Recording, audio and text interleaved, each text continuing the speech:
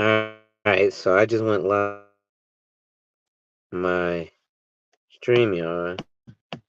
I'm gonna see if I can share this control on my YouTube.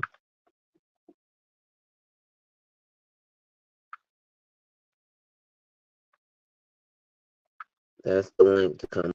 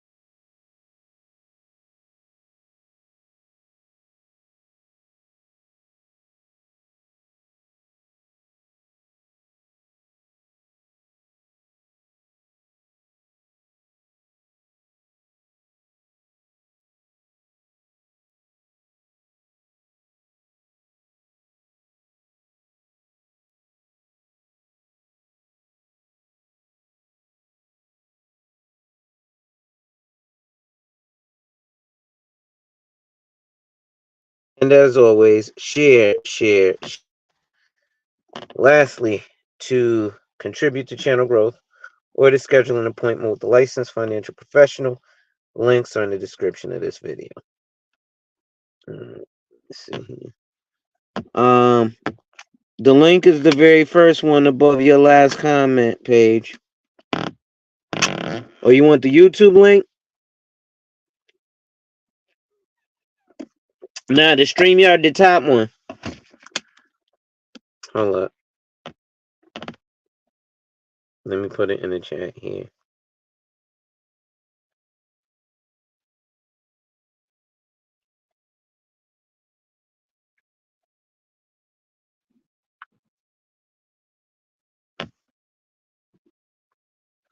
All right. There we go.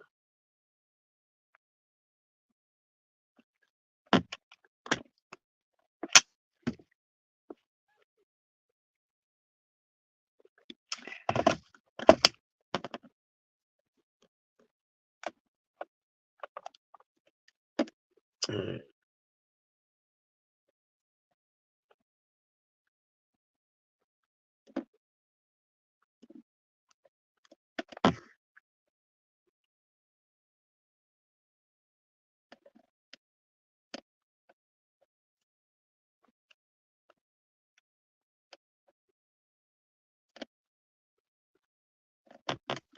All right. Give me a second, y'all. I'm getting this together.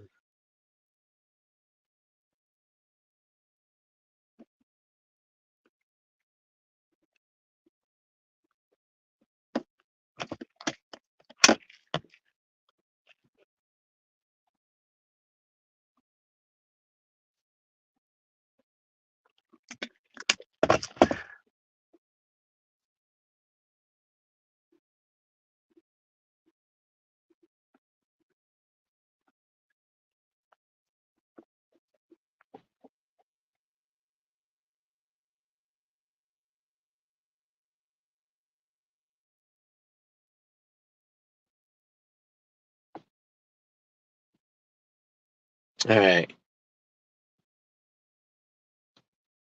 Can y'all hear me? Let me close this now.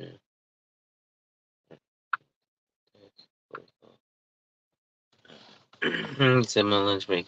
Work in progress every day and see success, bro. Salute. So, listen, y'all. Um, like I said, this shit does take time, but State Farm is pretty fucked up for that, yo. Um, I think that's hardcore. Like, I mean, I understand, but when you look at the math, term insurance assumes self-insuring, which is something else. Damn, my mic is turn. That'd be lit. One second here, I gotta guess.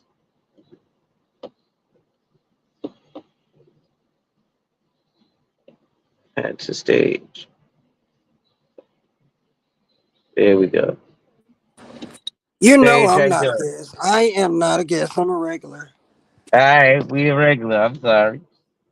What's up with Alonzo? How you, mama? How you doing? I'm good. You need to send me that grounder you put on the on YouTube. Man, I need the grounder. You can keep the leaves, but send me the ground. All right. Like Alonzo sent me a used grounder. My life has changed. What's your bike? Yeah, you know what's going on. Okay. I had shared your video and said I got my personal Jake from State Farm. I shared it. Oh, thank you, thank you. Well, you have your thing with State Farm? No, no, no, no, no. I'm Oh, with America. That's for your health. Yeah, and Okay. for my life. Hold on, let's break out my paperwork for my life insurance. Hold on, we got this thing called Primera. What is it? For America. Yeah, for Okay, so you have a term policy. yeah, I have three policies. Okay. My job, personal, and my husband. Me and my husband did another one. And you put something else every month into a mutual fund. I put I have a trust. Uh, Hello. yeah, I'm listening. Yeah, I have a trust we put into every month. Uh-huh. And what do you put? 50, 100? We put 200 every month in there, Okay. but we just started it last April. Okay. Yeah, we just started last April. I had put a seed in his head from listening to you. Hmm. I ain't telling him what my source said though. Okay. So, what's your goal from the policy in case you die? Your Um, kids will get some money. yeah, they get well, they get a small percentage of money, but they get properties and they get a business Okay. and a house. We put our house in there in the Have trust. Have you had what's called a valuation of the business? No, no, we haven't. Do you know what a valuation is? No, tell me about it. Okay. So a valuation is something generally a business has to be in business for at least 3 to 5 years before they're even able to get a valuation. But a valuation basically tells you how much a business is worth, Okay. right? Because people are always saying, hey, I'm going to leave a business to my kids. What if it's a failing business, right? Mm. Because a lot of businesses that go to fuck out of business. Yes, yes, you're right, Lonzo. Right? And I'm not trying to diminish anything. So don't take my words as being harsh. I'm not trying to be. Okay. Okay. So please don't be offended by what I'm saying. Right? All right. As I'm saying it. Now, what is the death benefit of just the policy on you? $156,000. Okay. And how did you come up with that number? I talked to my insurance broker and equities and everything that we had added. That's how we came up with the number. Okay. So, and the life insurance is to replace income, right? Right. So how long is $156,000 going to replace your income for? 1 year. Okay. So how One old year. are the people who you're leaving these monies to? I have three children. My youngest is 22. My middle child is 26, and my oldest child is 27. Okay. So are you a Christian? Not really. Okay. Good. Me neither. But Oh, okay. Me neither. Not really. Not really. I'll be up here lying to you, man. I don't know what's going on. Right. But okay. So generally, right, if that's Right. 1 year's replacement of income, if you're going to leave something to and how many years are you covered for? Real covered. Let me see. I think we 20 covered. or 30? Hold up. I wish I could open this app. It's shit 18 years now because it's been 2 years since we got that policy. Yeah, we got this So, policy in 2022. okay. And there's inflation. So, is your investment account keeping up with inflation? Yes, yes, it is. Okay. Do you know what inflation is at right now? No, I don't know where it's at right now. Okay. So then how can you say your investment account is keeping up with inflation? Because we holler at our personal accountant from our Uh-huh. business, and they over all that. They even tell us how much the business make a year annually, what's going into our account, what's our life insurance, what's the business insurance, all that. We have a review every month on the 15th. So you review what's above for the business as opposed so you have like a Yeah, we P&L at got everything. we have to do that. We have to have a sit down and see where all monies are going, what's Right. going in and what's coming out, and that's adding into it. Our insurance and our, like, I'm talking about everything from our house bills to everything. Huh. Well, that's interesting. So this is now. When are you? What's your time? Did you go over your time horizon? No, I did not. Okay. Do you know what a time horizon is before we get back to the valuation? No, I don't. Okay. So a time horizon is basically when you need or want this money from your said assets, right? When it's time to liquidate, right? Oh, she said something about 5 years one time. Okay. So What you can borrow, something about borrowing. no, She no, said, no, no, oh, go ahead. I'm sorry. no. We're not talking about borrowing anything right now. What a time horizon is when you ready to retire and start taking this money and spending it. Right. The reason you save money is to spend money. Money is a tool. You can't just save it for no reason. Yes, you invest it, but the point of investing is to eventually liquidate or have enough assets where you can actually live off the interest and dividends. If you're not at a point where you're living off the interest and dividends as of yet, then you're not at a point, but then you're not going to be at a point to do that. You're going to need to liquidate it at some point in life. Right. So I think we just lost Paige. Hopefully she'll be back. But so back to evaluation. So what evaluation is when you are looking at how much the company is worth. And that goes through generally 3 to 5 years. You actually get a corporate audit. My Again, bad, so I had a phone call. that's all right. That's all right. Stuff happens. So again, evaluation is finding out how much the business is worth. It's generally going to have been in business 3 to 5 years, right? All right. So then you're going to get an audit from a CPA, et cetera, et cetera. But that's how you tell how the business is worth, and that's how they would put that into the trust. What it's making annually is more like cash flow. So you do get a P&L, a profit and loss every year.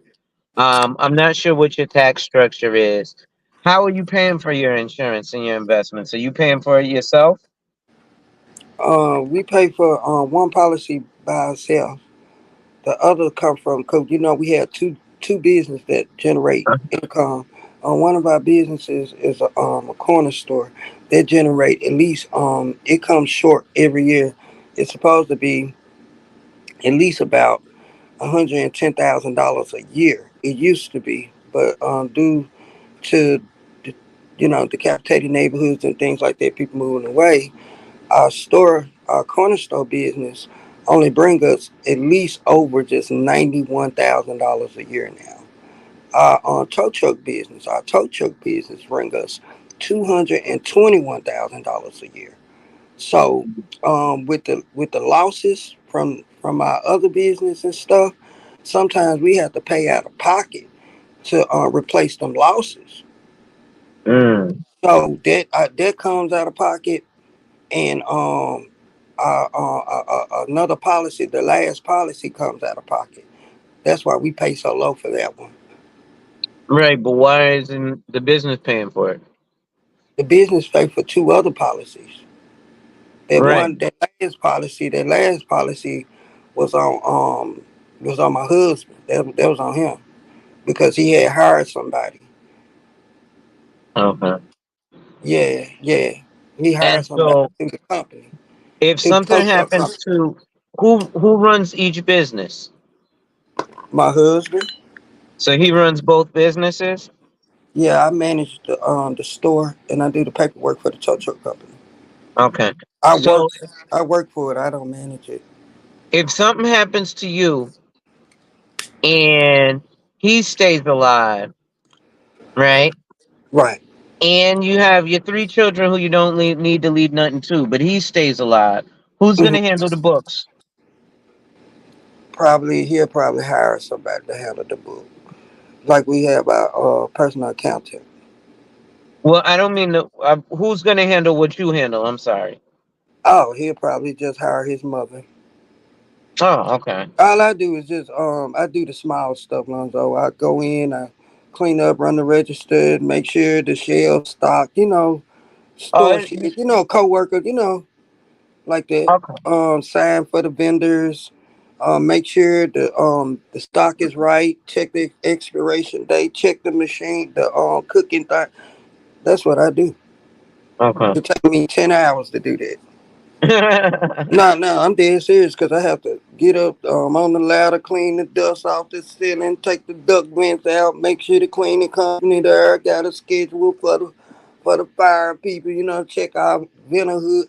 It's a lot. It might not sound like much, but it's No really. shit. Now Yeah, as yeah. you That saying it, I'm store is like, big. hold up, That wait, building there's a lot big. of stuff. Yeah, that building big. It's big for it to be in the hood. Mm. Yeah, yeah. Now, how quick do you think he's going to be able to hire somebody? And does he already have that money saved up? No, he doesn't have that money saved up. Okay. So, Uh, in your opinion, do you think 156,000 would actually help that situation? uh, it will probably put a band-aid on it. Okay. Well, there's To nothing be wrong with honest, that. yeah, it'll put a band-aid on it because you Now, need more to accumulate. yeah. Now, here's what I say, right? Uh huh. Generally, there's nothing wrong with term insurance, right? And there's a Yahoo Finance study that shows that black people buy life insurance and believe in life insurance more than white people. We used to buy it at an alarming rate when the insurance man used to come to your house and pick up the money, back when our grandparents used to know Mutual of Omaha. However, what ended up happening was they changed things like the way it's paid for and the amount of us who are actually out there teaching and knowing this shit, right? Again, I dropped the F bomb, but the F bomb is a lot less harmful than the conditions we leave our family with, right? So Right. if you look at it, when you buy term insurance, you're supposed to buy a large policy, right? Oh, okay. Why would you buy 156,000, right? And if I die somewhere along 20 years, that's not going to help. Okay, my investment account is keeping up with inflation. At one point in time, eventually, I want to save this to actually liquidate. If something happens to me, $156,000 is going to help my husband maybe hire somebody.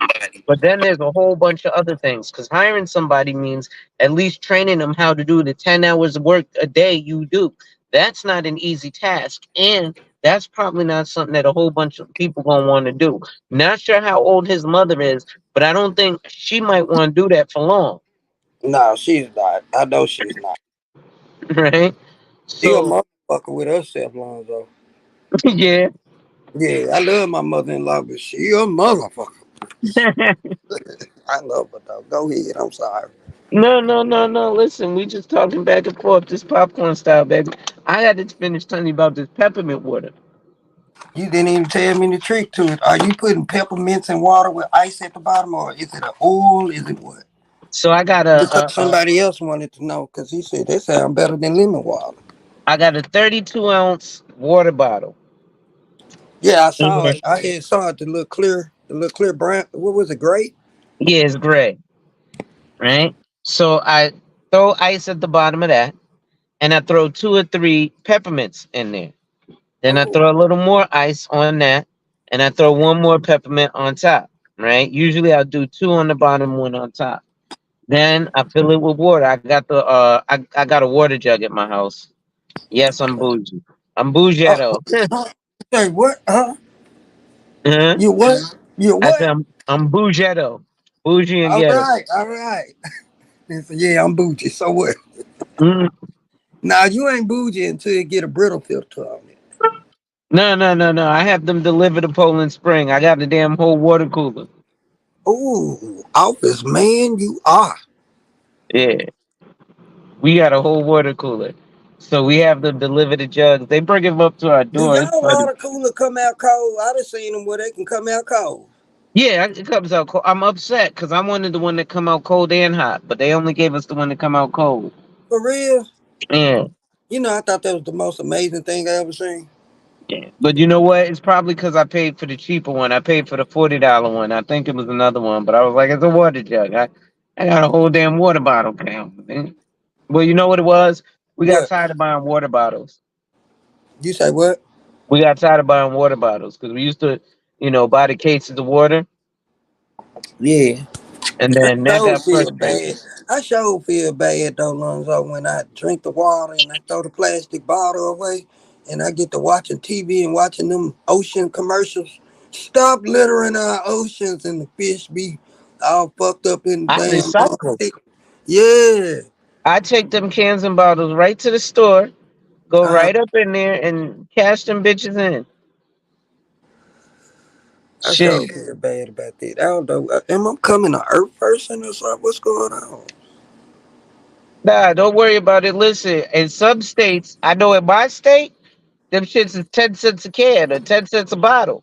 We don't even have recycling centers close in Memphis. You got to go on the outskirts. You got to You travel don't like have it at like the what's the Food Lion or y'all got Food no, Lion out there? no, we don't even have a change machine. You know how you take your pennies and throw them in there and they count it for you. And we don't have that here. But we Damn. got it, but you got to go so far out. You got to go far Wow. out.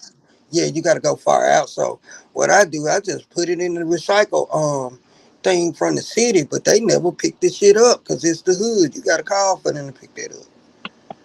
Damn. Yeah, yeah, they got a lot of recycled stuff. They got the cardboard over there, all that. Yeah, they just don't never pick it up. We got to call 211 for them to pick it up. Oh, see, that's crazy. But they do our garbage. They do our like if you go in your yard and you cut trees and all that, they come to get all that. They come to get it, but they Mhm. won't get it.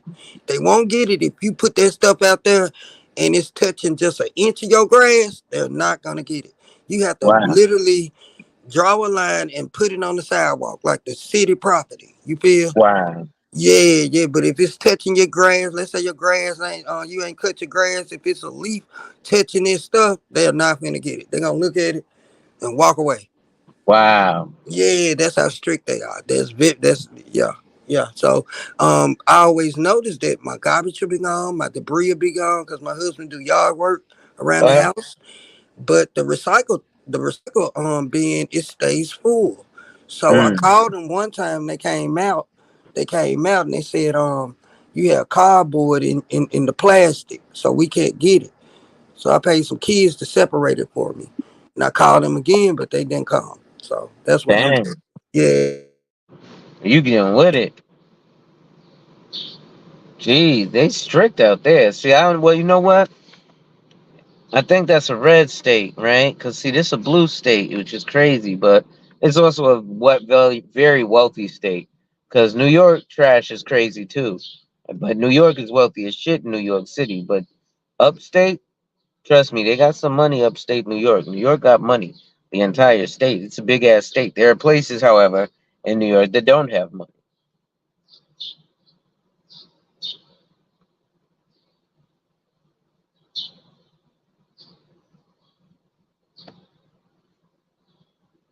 But I guess actually, y'all, I'm about to get ready to get going because I need to go eat something. Uh, Let me give Paige a few minutes, see if she come back though. But ladies and gentlemen, it's your boy. Now here she comes. My bad, Lonzo. Hey, See, they calling me. They calling me from the tow truck company. oh, that's all good. You gotta do your work. Trying to reset they trying to reset the POS system and then don't nobody know the code, the Mhm. the administrator code. So I had to guide them on the phone. I'm sorry. That's all good. Yeah, they don't know how to do the POS system. That's when you pay, they The point of scan. sale, yeah. Yeah, yeah. So I had to get in the administration code. Okay. I'm sorry, it's my phone gonna be ringing, ring, ring, ring. I'm trapping I'm just messing. Hey, I'm trapping with you. crab booby. You know what's going on. That's their legal Hey, money. That's their legal money. I like it. Hmm. Right? I've been rubbing off on you too, Yeah. talking about you burning leaves and smelling smoke. Burning leaves and breathing. Did you tell your wife this? Mm-mm. He said, "Nah, I ain't I telling." don't even lie to her, nigga. Mm-mm. I ain't sugarcoating shit. You tell She her I already. asked about her. I didn't. I will. Yeah, I always ask about her every time I come on your show. You do. I appreciate that. That's a marriage thing. That's just That is the thing. How acknowledgement, do? respect. People can't get that unless you know. You know what? That is true. Marriage is a crazy thing because people go through it and you don't realize that, right? Right. And here's what I want you to do with what I was saying though with the life insurance. I want you to add that back to again with the marriage thing, Okay. right? So you want to leave a big ass term policy, right? You Okay. don't if you want it to be cheap, that's cool. But you want to put a lot of money into it, even if it's a term policy, right? Right. The rule of thumb, because what do we call generational wealth, right? How long is a generation? 20 years. Yeah. So if I die, I want to leave 20 years of money, right? Right. So I got to leave whatever I make per year times 20, right? And that's one generation, right? So the average person who makes $50,000 a year wants to leave one generation of wealth to their family. If just I get taken out, this changes the dynamic of everything because two things happen when a person dies. Their income goes away, but also their presence goes away, Yeah. right? So there's things that you do that other people can't do or that they have to learn how to do. And that's going to take some time. Give me 1 second. My mama texting me. Okay. Okay. Gotta answer the mom. You got to. Ain't nothing like your mama, man. Hmm. Rest in peace to my mama, even though her spirit Oh, be with yes. me. My She was condolences. just talking to me today, talking about put some cinnamon and butter on the toast for your husband. Oh, see? You know what's funny? What? I'm about to go have that for a snack. See, Lonzo, we kicking it too hard. We kicking it too Listen. hard. Nah, you just put that in my head. Cause normally I have an English muffin with butter and jelly. I cannot But eat them doggone English muffins. I don't care how oh you fix them. I'm a bagel girl. no, I see. I could get with a bagel, but give me a good croissant. Okay, croissant. My croissants got to be with a great breakfast meal. If I mess with them croissants. I like different types. I like a good butter croissant, All right, all right. but I I like like an the. almond Is croissant. that the one that be flaky? Yeah. Yeah, that okay. I like that one. I like that one. But see, we had went to this little bakery, and oh my god, mm, mm, mm. oh, Yeah. first time eating croissant without a meal. I got five of them, motherfuckers. Spent $20. Man, See? I ain't live up I out of got there five of the stuff. motherfuckers. Huh? See, I get the ones with the almonds. Okay, okay. The See, almonds, and then they got and then they got these ones with chocolate. I ain't gonna do that. I'm not gonna do chocolate and bread. It's just I can't do Oh it. my I God, cannot do it. listen. Just like I tried to eat a crepe. A crepe. What is crepe? Oh, crepes are the bomb. I cannot eat that. I can't do it.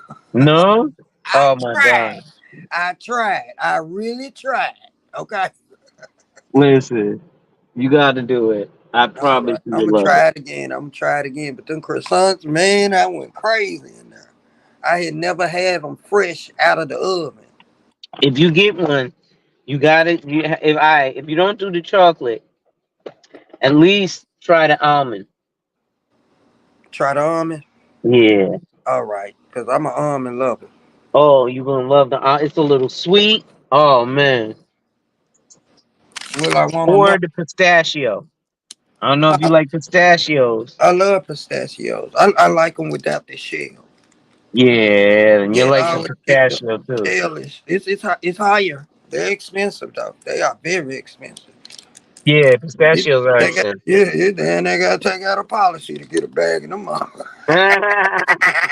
But here's what I want you to do, right? I want you to go to Right. this website called Life Happens. Hold up. Hold up. Wait a minute. Let me get my pen.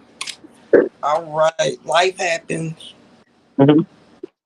And then Is I it want you to dot go. com, dot org, Uh, dot gov? What is it? uh, I think it's .org. You think it's dot org? Okay. Yeah, All I right. can't remember off the top of my mind. The leaves done made me forget shit. Yeah, yeah, it's all right though because with the side effect, it comes back. Your memory will come back in like 3 minutes. Yeah. So damn. It's all right. I want you to get this junk called the student glass. The student glass. Yeah, the student Okay. glass. I put it on my short on my YouTube, and you tell me if it's for you. Okay. I'm gonna check it out. Turn this car off. I forgot to turn my damn car off. I know.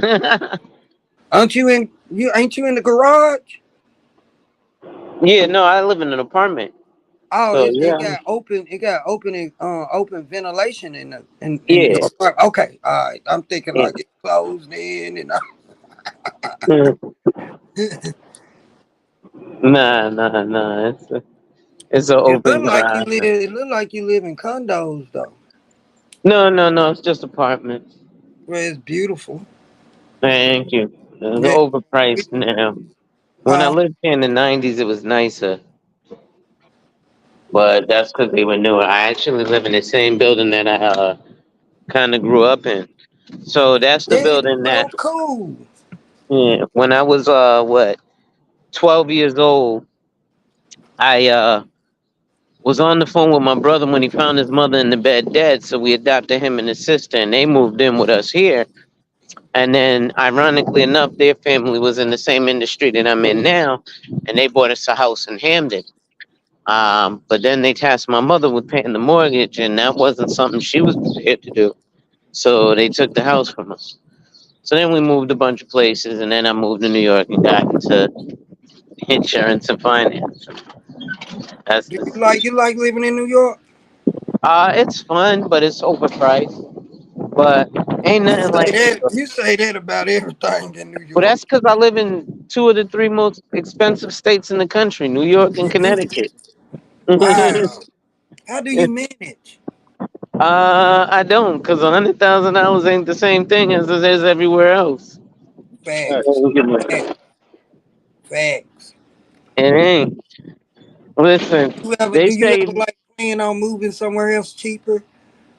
Do you ever um, think about it? Like, Yes Cause it would and be no. traumatizing for me and my husband to relocate to New York and see them goddamn prices. Wow. Well, yeah, it's crazy expensive, but And then mm, like it moves fast. New York is a fast pace. It's fast paced.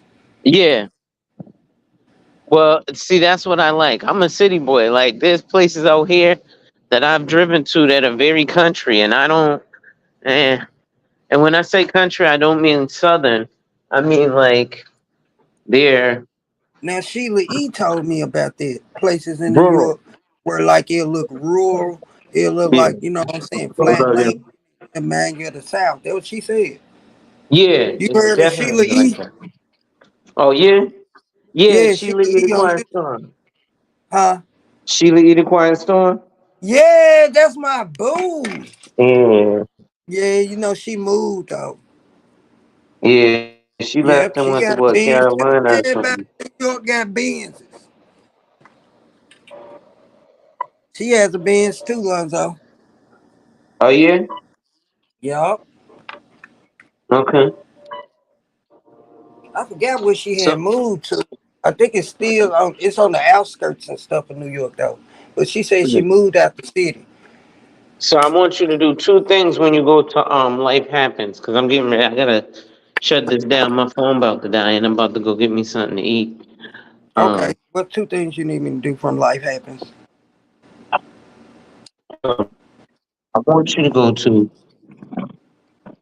the website, and then I want you to go to calculators, right? Because Calculate. again, even if it's going to be term insurance, when you get term insurance, you need a big policy, right? So you need Right. everything. You don't just need whole life insurance, you need term life insurance, you need your investment coverage, you need your Okay. savings investment, Okay. right? It's called coverage, savings, investment, right? It's just like in building, right? If I was to build you a building and start with the roof or just, put some sticks on the ground, that's not a pretty good foundation. Life insurance is the foundation where we dig a hole in the ground and pour concrete, right? So that if all your other things topple, right, then you're good. Because here's the thing, if that $156,000 isn't good, right? Because again, you're going to be leaving it to your husband and or your kids, right? And Right. you want either your husband and or your kids to continue the business. Now, if something happens to just you, 156,000 goes to, let's say your husband. He handles that, right? Right. And then he would also have to do things like liquidate the investment accounts, which means that at the time, whatever it's worth is how you have to liquidate it, which requires things like fees for liquidation and fees for paying your broker to get the money out and paying taxes for getting the money out, right? So it decreases the amount of money you get, but nobody ever talks about that. Just like time horizon, which is okay, at what age do I want to stop working and get this money coming into me? How old am I right now? How many years have I been working? How many years? Huh? No, go ahead. Go ahead. I'm zipping up my bag. Oh, how many years am I going to want to continue to be doing this? Right. Right. And then at the point that I stop, how much money am I going to need to have to live the lifestyle I want to live? Right? Is $5,000 a month going to be enough for me to live on at the Mm. lifestyle I'm living today? With the fact that last month I had to spend $400 a month on groceries, or last year I had to spend $400 a month on groceries. This year I spend $800 a month on groceries. I don't think it's going to go down no time soon. So you have to put inflation in there, right? Yeah. All right. Okay. Okay. But what I want you to do is I want you to go to Life Happens and I want you to go to the calculator. I want you to go to first. I want you to go to the human life value calculator, Okay. Human life value. and I want you to put all the numbers into there and Right. just follow the prompts. The way that it goes, you'll know the numbers because you have whatever the numbers are, and it doesn't have to be exact. Like I know you have the 156,000, but you could say, "Oh, I have around 50,000 in this investment account, or whatever it is. I have around X, Y, and Z in assets versus liabilities." One of the things with assets, a lot of people make the mistake of is trying to use the equity in their house as an asset. It is not, because you need to take it out in a loan, which is called a HELOC, a home equity line of credit. In a home equity line of credit, just like any loan, you have to show proof of ability to pay back the loan. Not saying that there's anything wrong with that, but generally, when you're calculating your assets, if you still owe money, then you can't. It can't be both, that you earn money off of money you owe. You know what I mean? Oh, okay, okay. This, Right. this this actually sounded like the buy, borrow, or die. I'm sorry, it really Oh, is. with life insurance? No, Yeah. no, no, no. I'm not talking about life insurance right now. In terms of getting life insurance, right? Again, buy, borrow, die is with a permanent life insurance policy. We're not All talking. We're right. talking about term life insurance right now. Uh-huh. Okay, we're not talking about getting whole life. I love whole life. I don't even like whole life insurance. I like indexed universal life insurance, right? Like I was saying earlier, I think universal life insurance is garbage. I think variable universal life insurance is garbage. I think indexed universal life insurance is the best product ever. But that's my personal opinion. In my professional opinion, I cannot push every client that I have into the same product. Now, do a lot of my clients tend to get the same products? Yes, but that's because a lot of my clients are tending to look for and qualify for a certain thing. Okay. Okay. Right? So that's why life can be a what do you call it? A contradiction. Okay. Right? But so I want you to, well, again, we're just looking at term life insurance. So I want you to punch in all those numbers, right? I might pull up my computer and do it for you right now. Um, Now hold on. you say go to lifehappens.org, type in, Mhm, click on the human life value, mhm, and do the calculate. mhm. Okay. Okay, hold on. I got it right here. Let me charge my phone. Get on the doggone computable. I ain't been on my computer in forever. You gonna make me start doing the show every day now?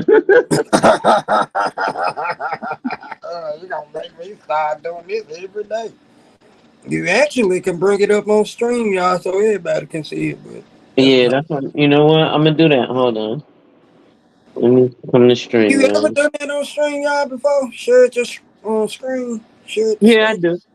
Oh, okay, okay. But I don't even be messing with See, this I don't stuff know too how to much. do it. I don't know how to share the screen when I'm on the phone. Oh, If I'm see, on no, my I computer, don't. I can do it, but I can't do it on the phone. People got you. I see. I don't have the paid version, so it's a lot of shit that people can't do from mine. Yeah, yeah, I was like, the hell with it. yeah. Oh, I mean, so, yeah. all right. Give me 1 second here. All right. Oh shit. Hold on. I gotta turn my volume on. New York Speakers. is like they own damn country too, 'cause they got different laws, stricter Yes, regulations. I heard it's hard for an insurance broker there. it is. They have different laws in New York. They have something called regulate. Here, we'll look at it. What is regulation 187? New York Insurance Regulation 187, also known as Suitability and Best Interest in Life Insurance and Annuity Transactions, is a regulation from the New York Department of Financial Services that went into effect in 2019 and 2020. It applies to the sale, replacement, or issuance of an insurance or annuity contract in New York State and covers sales practices, disclosure, and documentation. The regulation's goal is to ensure that all recommendations are in the consumer's best interest. Hmm. Alright. The regulation requires insurers to provide oversight, including training and supervision, and to take corrective action when necessary. Producers must also complete pre-sale training, and recommend products that are in the consumer's best interest.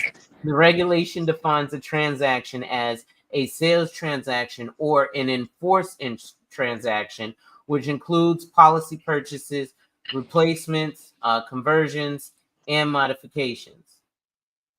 Okay. So there's a lot that comes with Regulation 187. A lot of states don't have that, which is why life insurance agents be screwing people over in a lot of places. But yeah, New York, they don't So they play. can screw people over and get away with it. Not really, but people don't know how to get back at them. All right, so it's lifehappens.org, Okay. right? So can you see the screen? Yeah, we can see the screen. Great. Yeah, yeah. All right. All right. So first thing I want you to do is I want you to go to calculators, right? So you see they have life insurance needs, disability insurance needs, and human life value needs. Because here's the problem, right? I started off kind of messed up. So generally, hold on. Generally, what financial professionals mess up is we always talk to you like we're the mafia. Hey, you got a nice family. It'd be bad if something happened to them. Hey, where we can actually talk to you also about, right? Because we always say, what if something happens to you and you die? But Mm-hmm. what's one thing we do a terrible job about, which is talking about the truth? What really happens in real life? Most people, something happens and you live. So the most important product, again, in that coverage is not just life insurance, but disability insurance. Now, again, right now, we're just talking about getting term life insurance. I ain't talking about buy, borrow, die strategies or strategies that you can use with whole life insurance, because term life insurance is a very important product and it's very much something that can help us leave that financial legacy. So remember how I asked you, how did you come up with that number? Uh-huh. I remember you Okay. asked me that. So now we're gonna go to calculators. We're gonna go to human life value, Okay. right? Right. So now we're gonna go tell us about yourself. So human life value calculator. This calculator helps you to assess the financial loss your family would incur if you were to die today. It provides only a rough estimate of your human life value, which can factor into how much insurance you need. After calculating a typical lifetime income based on your specific circumstances, you'll see a final number that gives an approximate measure of your net contribution to your family, your human life value. This should not be considered a comprehensive assessment, as it only takes generalities into account. Still, given the limited information you're providing, we believe this is the best estimate available. So now tell us about yourself. So we said the annual income is 156,000. Yes, sir. Okay. What do you have in savings approximately? Today, right now, Mm-hmm. we have $22,304. That's just in And one savings alone. That's our personal savings. It's not the business account. okay. What do you have in years? How many years until you want to retire?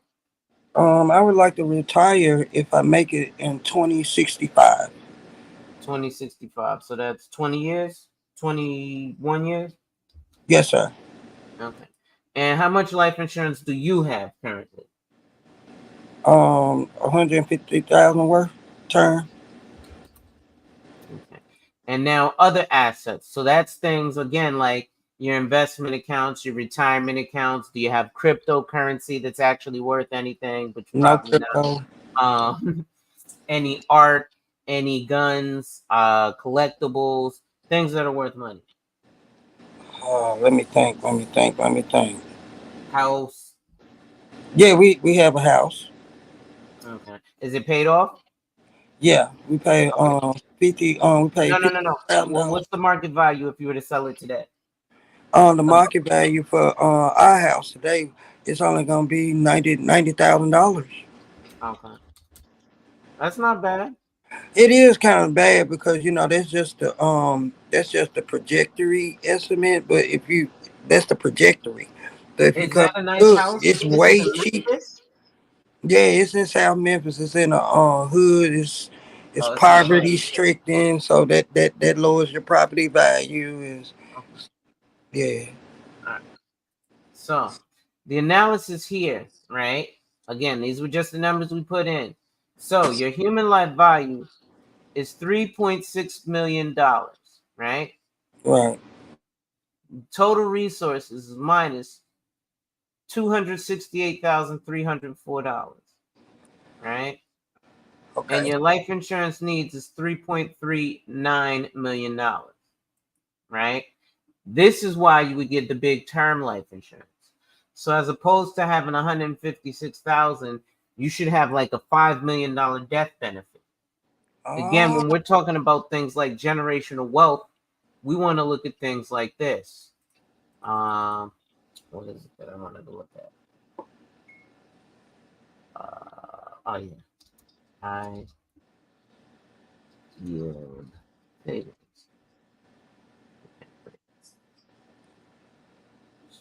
Sponsor, bank rate. So let's see.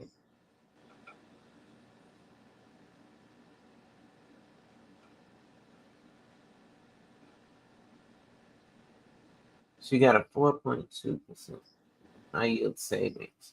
So what you would do is you would get a life insurance policy, right, of $5-10 million.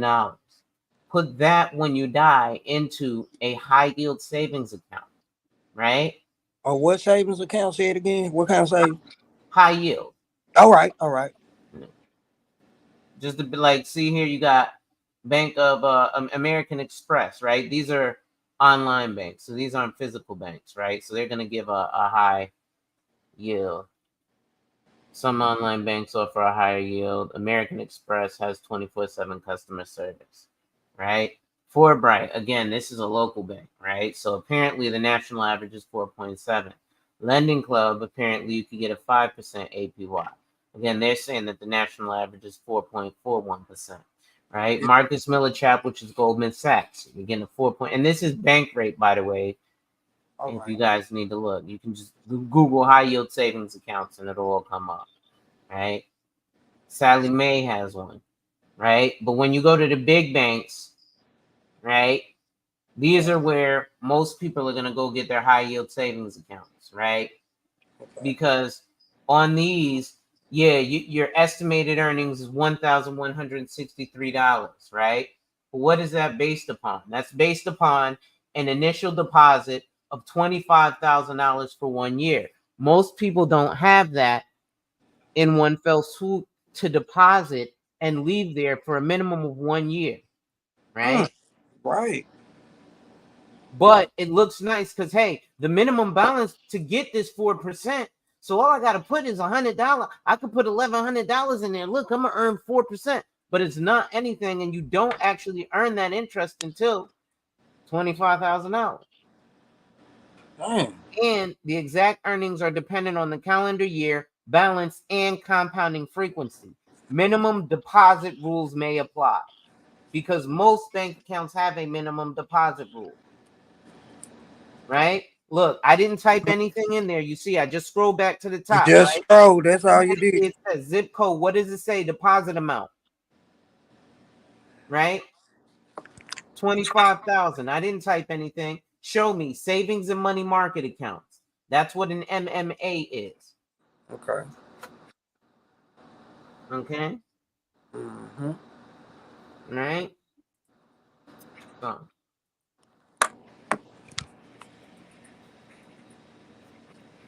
right. So we've already calculated here, right? That's a $3 million death benefit. So let's do something.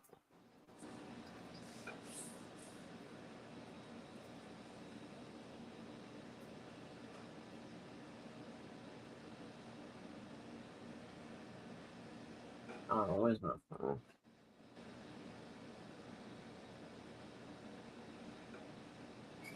Well, let me stop this for a minute. Mm, I'm about to show you something. Wow. okay.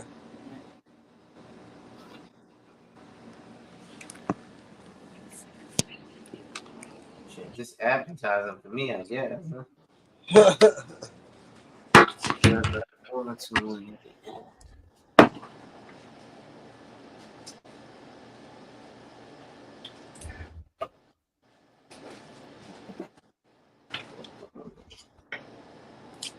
Let's see here.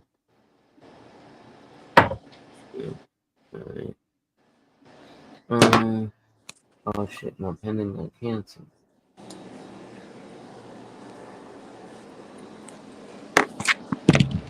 So now, how did the insurance agent come up with that number that they gave you? Or do you not know? They just kind of gave you a number. It was based on our income and what we was gonna put in every month. Okay. If that makes any sense. No, it does. I understand how a lot of people do that. I'm gonna show you how generally I come up with the numbers, but I'm Okay. gonna show you something in lifetime. Let's see this. Alright.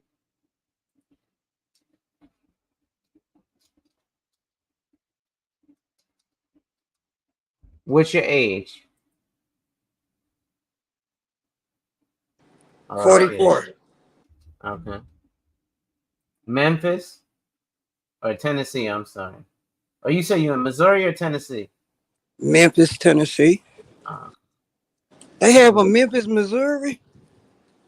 I believe so. Actually, I think I heard of that before. let's do a term policy. Right now, do you know how long your term policy is for?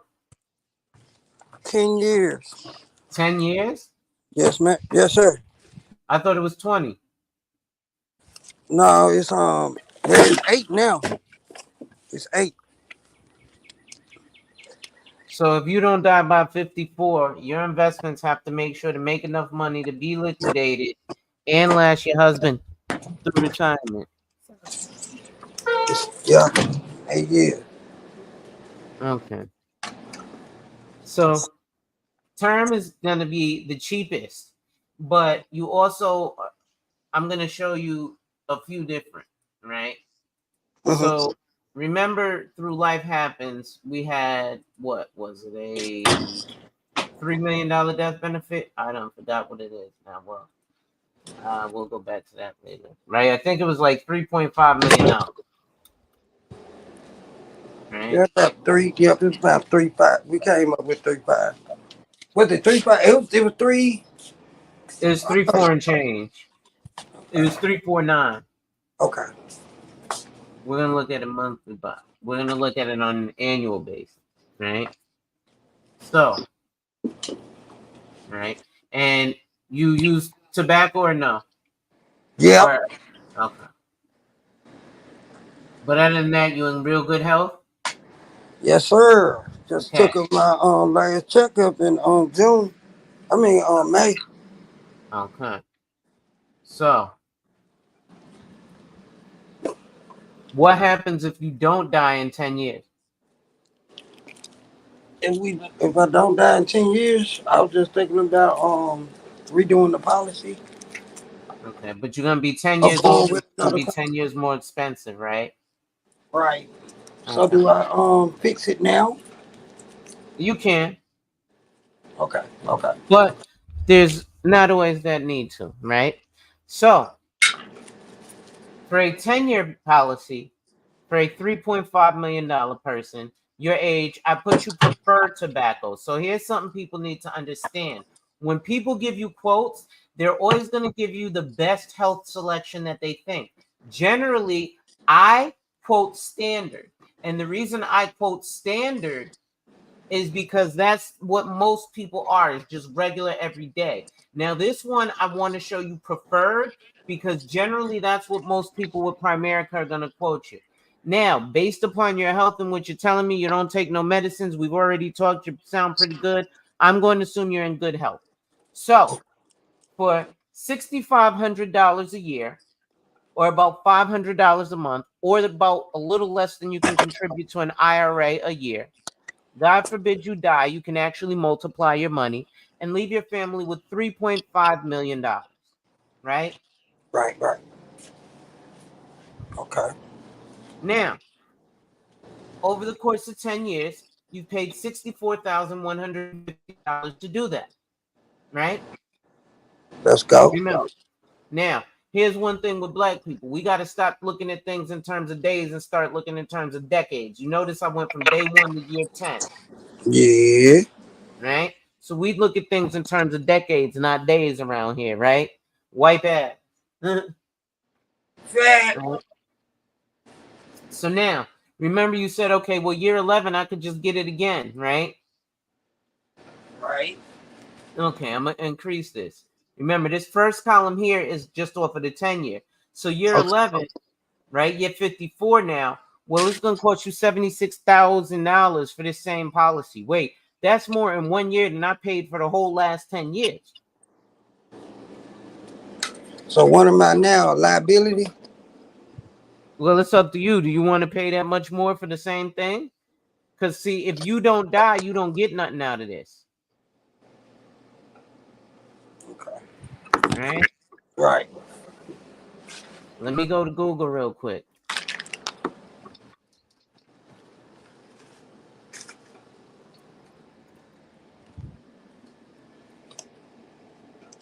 According to a Penn State University study, 99% of term life insurance never pay out a death benefit. This is because most policyholders don't pay their premiums and let their premiums lapse, not because they outlive the policy term. So most people don't even outlive the policy, right? Okay. Because there's nothing there to hold it. See, with cash value life insurance, over time, not in the first year or so, but it builds the cash value.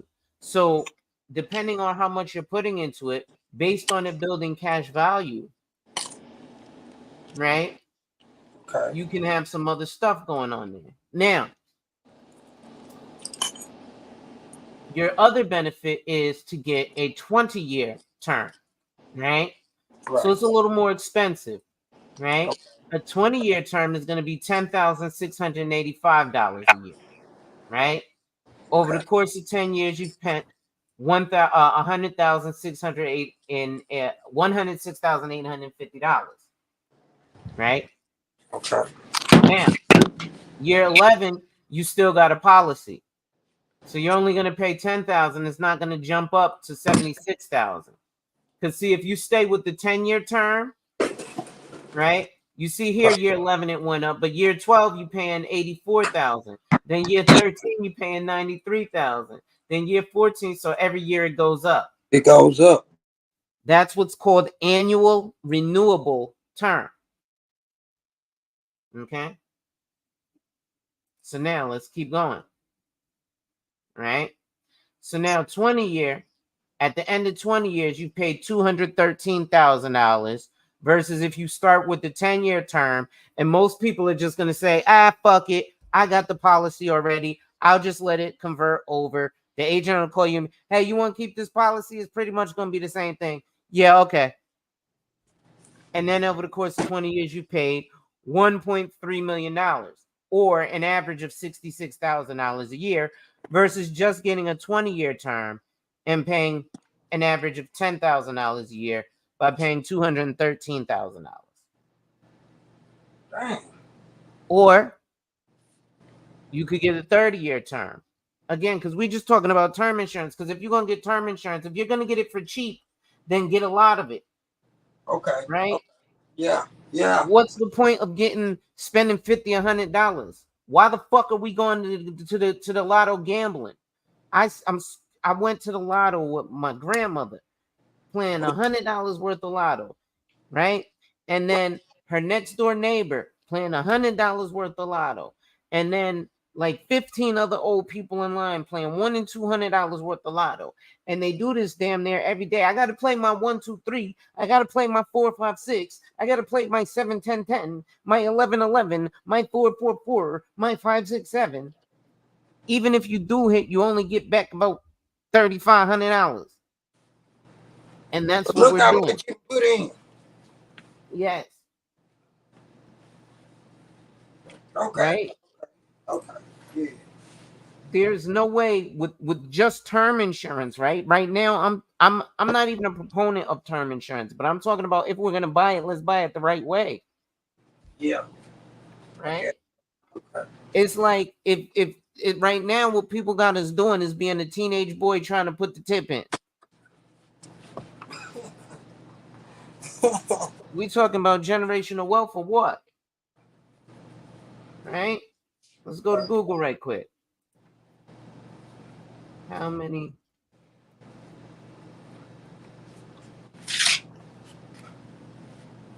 So a generation is 20 years, right? So we say generational wealth, right, is what we want to leave. So then, and for most people, it's generally 20 to 30 years, right? Right. So the reason I had asked earlier if he was a Christian is because there's a Bible verse that says a good man should leave an inheritance for his children's children. But yet we have Primerica who comes in here and sells you a $156,000 policy. Nothing wrong with having term life insurance because it is cheap. But if you're gonna buy something cheap and get a benefit off of it, make sure it's beneficial, right? Right. Term life insurance, if you have a business, you shouldn't be paying for term life insurance out of your pocket. Yeah. We We'll paying get to that later. policies out of our pocket, Lonzo. Yeah, we'll get to that later because when you're an advisor like me, you get really taken care of. And this is why I don't mind showing big numbers because it's gonna be way more beneficial to you and yours than it is to me. Right? So 30-year term, you pay 17,000 a year, right? Again, at the end of 20 years, you're paying 343,200. At the end of 30 years, however, with the 10-year policy, if you just kept it, because it's the cheapest one, and that's what the guy presented to you. You want the based on how much you want to spend, $25 a month, about $100, $150 a month. All right, cool. You saw no value. So because of $155 a month, you based covering your family, you spent $4 million to give your family $3 million. Right? Okay. Actually, you're in the red because you spent 4.6 million. So you Yeah. spent $1.1 million to get your family $3 million. The Mm. 20-year term, you broke even. You spent $3.5 million to give family $3.5 million. Right? The Right. 30-year term, you spent $513,000 to make sure that if you die anywhere between 44 and 73, that your family gets $3.5 million. 3.5.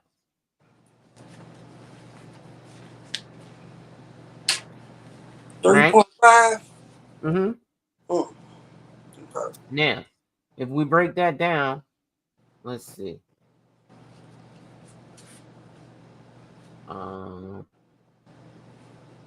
looking for the. Usually, they'll have the monthly up here. So scroll past the monthly. Terminal release. Page.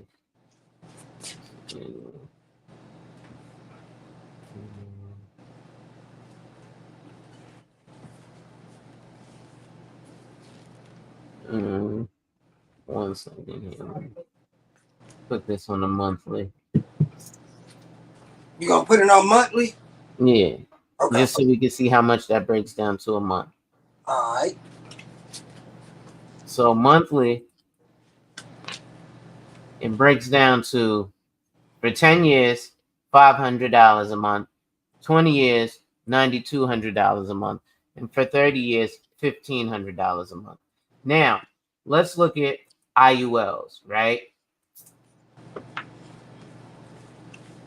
Based on that same number. So we're gonna start with the high number and go low, right? So first, we're gonna do it like this, right? Now, I didn't type anything in there. You see off rip, it says $1,000 a month, right? All right. So we're gonna put 1,500. Actually, you know what? Since they started 1,000, let's start at 1,000. right? So we're gonna start at $1,000 a month. Now we're gonna say your preferred tobacco, right? And we are going to boom, boom, boom, show it monthly. Okay. To age, and you're only gonna pay till you're age 65. Okay. Okay. Remember, because, or I'm sorry, not 65. We're doing 30 years, so 73 or 74, right? Because we're doing 30 years. Yeah, 2054. Yeah. All right. Right. Because remember, I showed you here 10, 20, and 30-year term. Yeah. Right. Yeah. So we're basing it on those numbers. Right. So now there's a whole bunch of other stuff in here. Right. Like you see, there's different indexes here, right? And you'll see different interest rates, right? Don't worry about any of that just yet, but let's look at these numbers here, right? Now, I'm going to manipulate this policy to be in your benefit, but we're going to start with just the basics. Let's go. Let's Okay. go. So first of all, for a $3.5 million death benefit in an IUL, it's going to be about $3,300 a month. Okay. Now, with that, you get a couple of different things. You do get the living benefits, right? But right now, we want to look at the numbers. Now, this is a terribly designed IUL, right? Now, I want you to see why this is a terribly designed IUL. It's underfunded.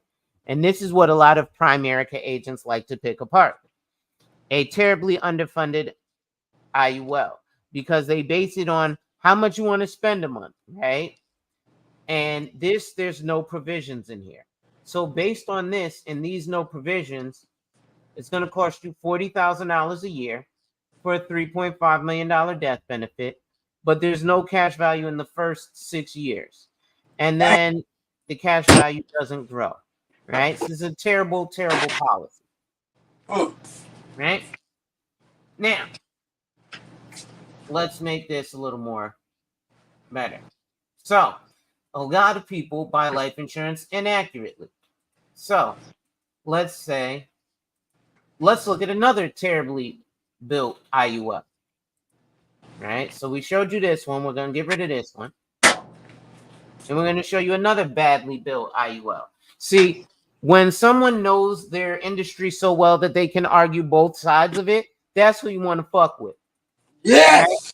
Right? Yes.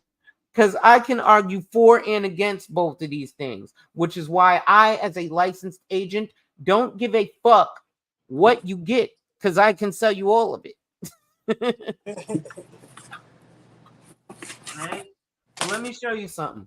So this is a universal life insurance policy, which has something called a lifetime income rider, right? So again, based on this, your target premium will be $3,300 a month. But based on this, at age 54, when you have $76,000 worth of cash value in your policy, you could trigger them an income that they would pay you $351 a month every month until the day you die from your life insurance policy. Right? But you only got 76,000 in cash value. But if you live till 85, they paid you 134 grand. Right? Now this is versus the term insurance, which at 54, what can you get from this term insurance policy? At 54, you got $76,000 into the policy if you paid it in a 10-year term, because year 10 you got to pay $76,000, right? 76,581.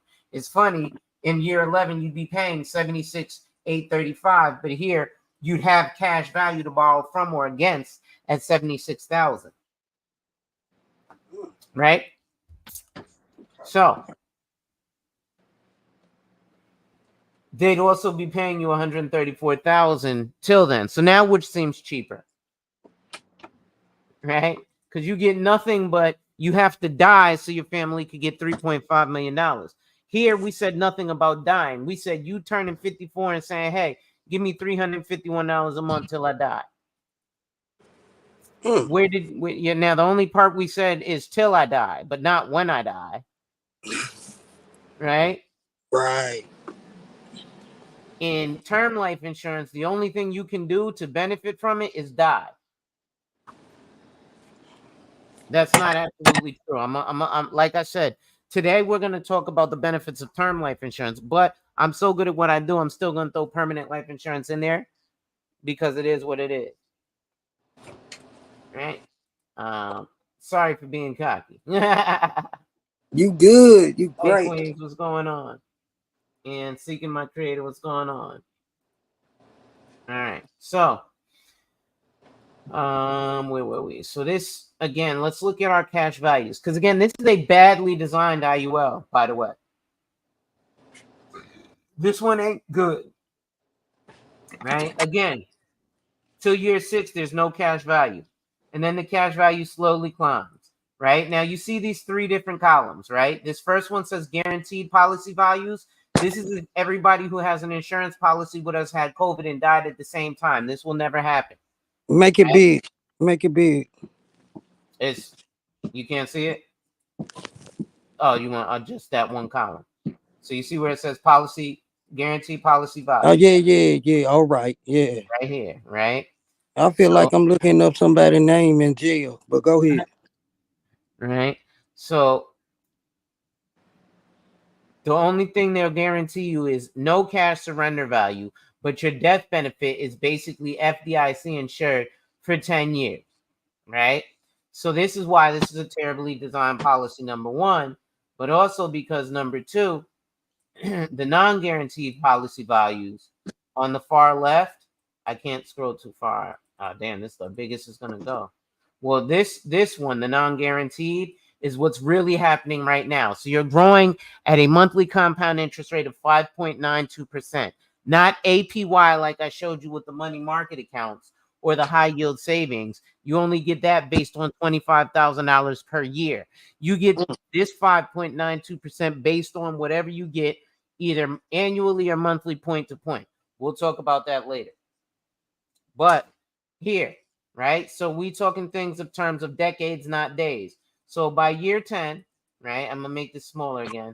So remember, we're only looking at this far right column, All right. right? So by year 10, you've spent 400 grand. You got access to 76 grand. That's why this is a terribly designed policy, right? Mm. By year 20, you spent 800 grand. You got 427,000 of cash value. So technically, if we pull up the calculator, right? Because men lie, women lie, but what don't lie? Page numbers, right? Numbers does not lie. So if we look at 800, 800,400 minus, right? 427,533. Right? This means that over the course of 20 years, you actually spent $327,000 for Ooh. that 3.5 million. Now let's see with the term. If you only stuck with the 10-year term over the course of 20 years, you spent $1.3 million, and you have no asset to borrow from or against. If you got the 20-year term, you spent $213,000. Okay, so you spent a little less, but you still have to die for any benefit. And if you spent the 30-year term, you spent 343,000, but again, no asset. So here you spent is basically the same as getting the term policy, the 30-year term, Okay. right? At 20 years, right? So now let's look at 30 years, right? So at 30 years, you spent $1.2 million and you got $767,000 worth of cash value, right? But remember, you're only paying this for 30 years because we're comparing this apples to apples. You didn't know that whole life insurance you don't have to pay for your whole life, did you? I did not know that. Yeah. Most people don't tell you that because they don't want you to get whole life insurance. Motherfucker. Right? So let's look at this, right? So over the course of 30 years, right, you spent $1.2 million, but 1.2 minus 767. So let's do some math. 1,200,600 minus 767,586 equals $433,014. Remember that number, right? So here over the course of 30 years, if you kept the 10-year policy the whole time, you spent $4.6 million. So we already know that's a wash because that's 10 times more than you spent. Over the course of 30 years, if you kept the 20-year policy, you spent $3.5 million. So we already know that's a wash because you've already matched your death benefit. At least with the 30-year term, you only spent $500,000, right? But what did we come up with the whole life? $433,000. Oh, Paige is gone for a second. She'll be back. So with the whole life, we spent $433,000. So that's a big difference from 433 or 513 and 355, right? Those are large differences. Now, let's say you live to 84. Well, okay, so it looks like, so if you live to 84, right? So at 84, again, you've only spent that $1.2 million because you stopped paying for it. Should you die at 75, your family still gets the $3.5 million. But here at 75, the policy just stops. Or you could keep it going. At 75, you could spend $560,000 for a year on the policy, right? And spend $38 million at the end when you're 94, right?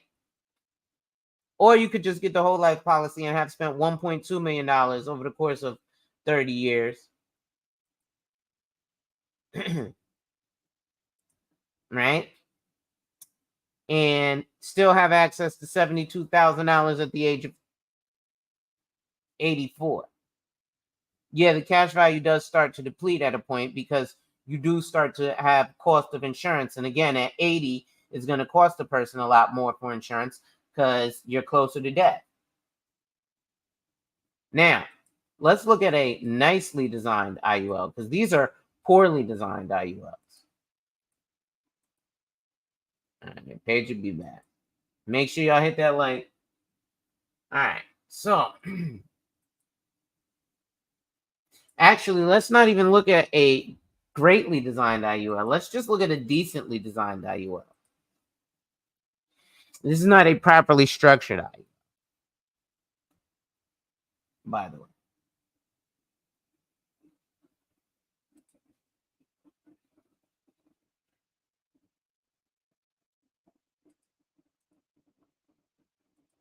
So this one is going to be $5,000 a month. So $5,200 a month.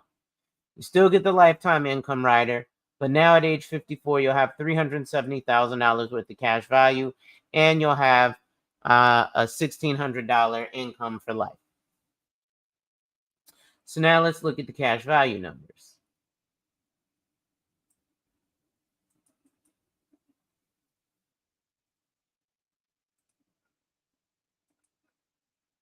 Give me 1 second, y'all. I'm about to go grab some more water. Is the air on, babe? Babe, the air on? No, Bill.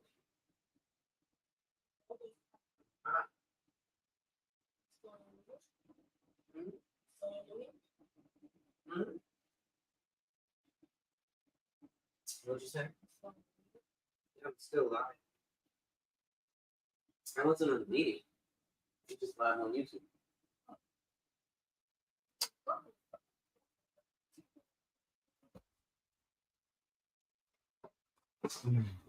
Yeah. Give me 1 second, man. All right. So this one is substantially more expensive, right? So you're spending $63,000 a year.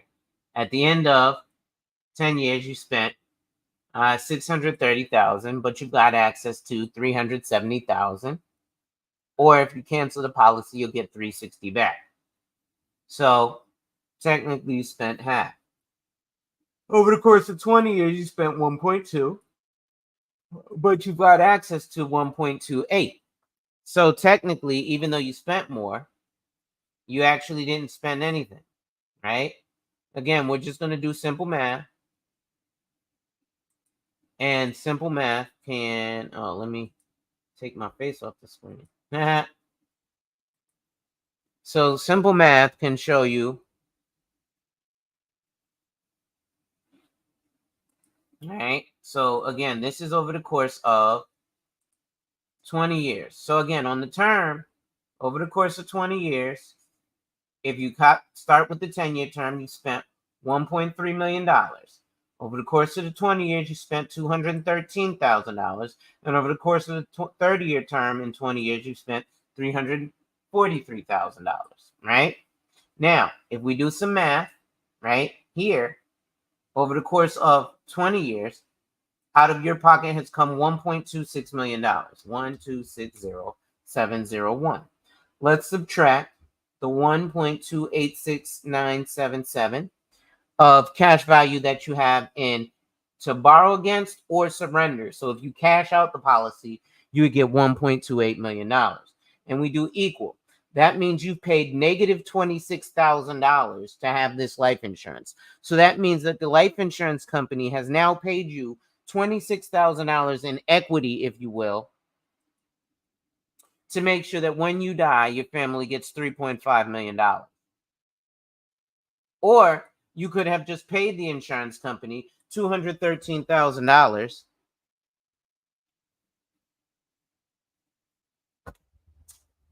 to make sure that when you die, your family gets $3.5 million. Which one seems cheaper now? Right? I'm waiting for Paige to come back so she can ask a question. Right? But again, over the course of 20 years, out of your pocket came $1.3 million if you just start with a 10-year term and do what most people do and set it and forget it and be like, I got life insurance, I'm good. I got a $3.5 million policy. When's the last time you reviewed it? I review it every week. Okay. I'm a licensed agent. None of my clients review with me every week, every month, every year. So I don't know how people find the time to do so. I'm not doubting that some people do, but I find that to be quite suspicious, right? And your accountant don't seem to know how to do numbers. They don't like insurance is what it is, because they don't know how it works and they don't know if you qualify for it, right? That's really what it is, right? So again, this is just a decent IUL, right? This is just what we call target. This is so that the insurance agent makes the most money. All right, so this is just an okay IUL. Yeah, you benefit from it because let's see, at the end of 30 years, right? So at the end of 30 years, if you just set it and forget it with the 10-year term, you spent 4.6. We know that's a wash. At the end of 30 years, if you set it and forget it with the 20-year, you spent 3.5. We know that's a wash, right? And at the end of the 30 years, if you set it and forget it, you spent $513,000. But if you turn 75 and die, your family don't get a dime. Now, here with the whole life policy, you turn 75. Yeah, you came out of your pocket the most, $1.89 million. But here's what you have access to, $2.85 million. And here's what, if you cancel the policy, you'll get $2.85 million. Let's do some math. 1,891,051 minus 2,859,716 equals. So that means that over the course of 30 years, the life insurance company has paid you $968,665 to make sure that when you die, your family gets $3.5 million. Because here, if you the policy will generally stop unless you let it keep going, and nobody's even got $560,000, because this would eat up all your investments to pay this every year, and then 800,000, and then 3 million. So you would have averaged paying $666,000 a year if you set it and forget it with the 30-year term to age 94. Let's look at what happens if you set it and forget it with the whole life policy. I'm sorry, the index universal life policy. At age 94, remember, you've only spent that $1.89 million. Let's see what you've got access to. 1891051 minus, right? Because Primerica always tells us about the term to 95, right? That's their big claim to fame, right? So now we're doing math, right? So now minus 870832, right? So that means over the course of all them years, 50 years, you've been paid $6.81 million, right?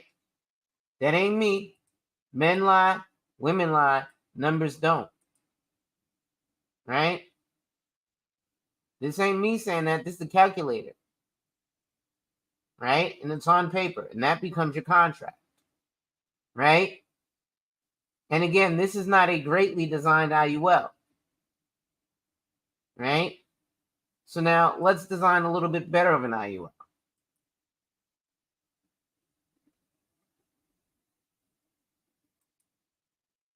right? So now,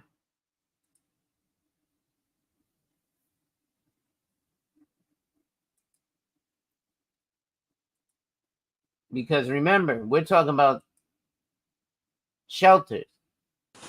Sorry about your class, Lonzo. That my husband calling. That's all right. How's hubby doing? Mm. He needed me to go and look on the tablet and see which address it was that he had to had that module dropped off. So I had to do some navigating for him over the phone. So he got the right location. I had Okay. called the people, told him he was outside, and everything good. Everything good. It's like in a rural area outside of Germantown, way outside of Memphis. So he had needed a little help because he said his GPS was starting to go in circles out there. Mm-hmm.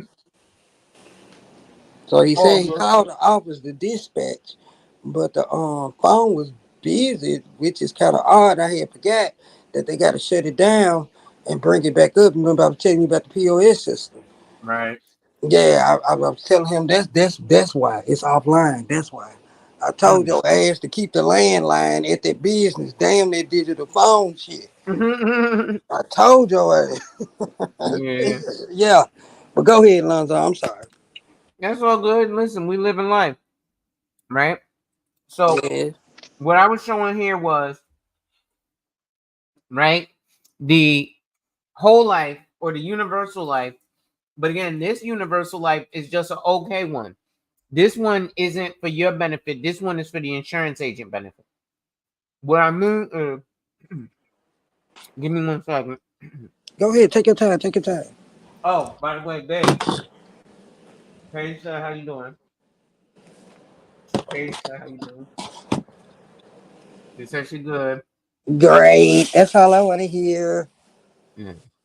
So this IUL, right? Because Primerica claim to fame is term to 95. I'm All eating right. crackers. That's why I'm eating crackers and drinking my Yeah, we know you get up bougie. Let's go. We know what's going on. What you call that word? Get off food. Get over. What you say? Buchero, Bougie. right? So what we're doing is we're comparing an okay IUL Uh-huh. to term to 95.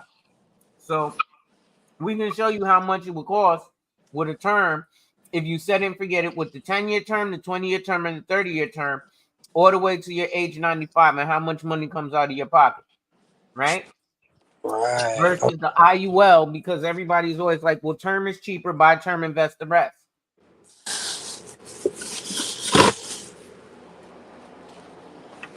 And that's right? why so many people buy term. Mm-mm. People buy term because they need to, right? Because most people can't afford $5,200 a month for a life insurance policy. You see what I'm saying? Yeah, I got you. I got you. But especially as business owners, this is the type of shit we need to be doing. Mm-hmm. Right. So again, I'm gonna compare term to 95. So again, first we're gonna look at the 30-year term to age 95. We're gonna look at this to age 95. So first, before we go there, till age 30 on the IUL, you come out of your pocket $1.8 million, but you have access to $2.8 million, right? Should you Right. cancel or borrow against, right? So that's what these two far left columns are, right? So if we do the math, 1891051 minus 2859716 means that the insurance company paid you, because when you have a minus, right? If you got a minus in your bank account, that means you owe the bank money. Yeah, that means you're Right? negative. So this means that this is how much you've paid, negative $968 over the course of 30 years, having the IUL to make sure that when you die, your family gets $3.5 million. Now, does that seem cheaper, or does it seem cheaper to, at the end of 30 years, if you set it and forget it with the 10-year term, have come out your pocket $4.6 million? Or if you set it and forget it with the 20-year term, have come out your pocket $3.5 million? Or if you set it and forget it with the 30-year term, have come out your pocket $513,000? Which seems cheaper to you? That Negative first one. negative 968? Because remember, this is what this negative number right here is what came out of your pocket, right?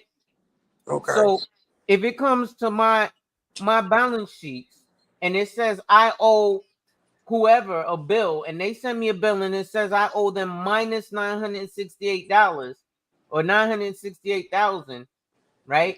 That means that I don't owe them money, they owe me money, right? Okay.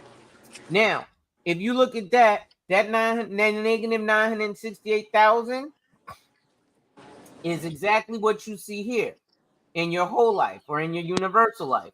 You came out of your pocket $1.89 million, but you have access to $2.8 million, right? So that means you've been paid $968,000 to make sure that when you die, your family gets this $3.5 million, right? So now when you factor that, I actually came out of my pocket in all three of these scenarios. But in this scenario, technically, I didn't even come out of my pocket anything, right? Because That was look, our first one. The negative nine. Yeah. That was yeah, the first. that I think first it was one. the first one. Yeah, that's what you said, the first one. That's exactly what you said.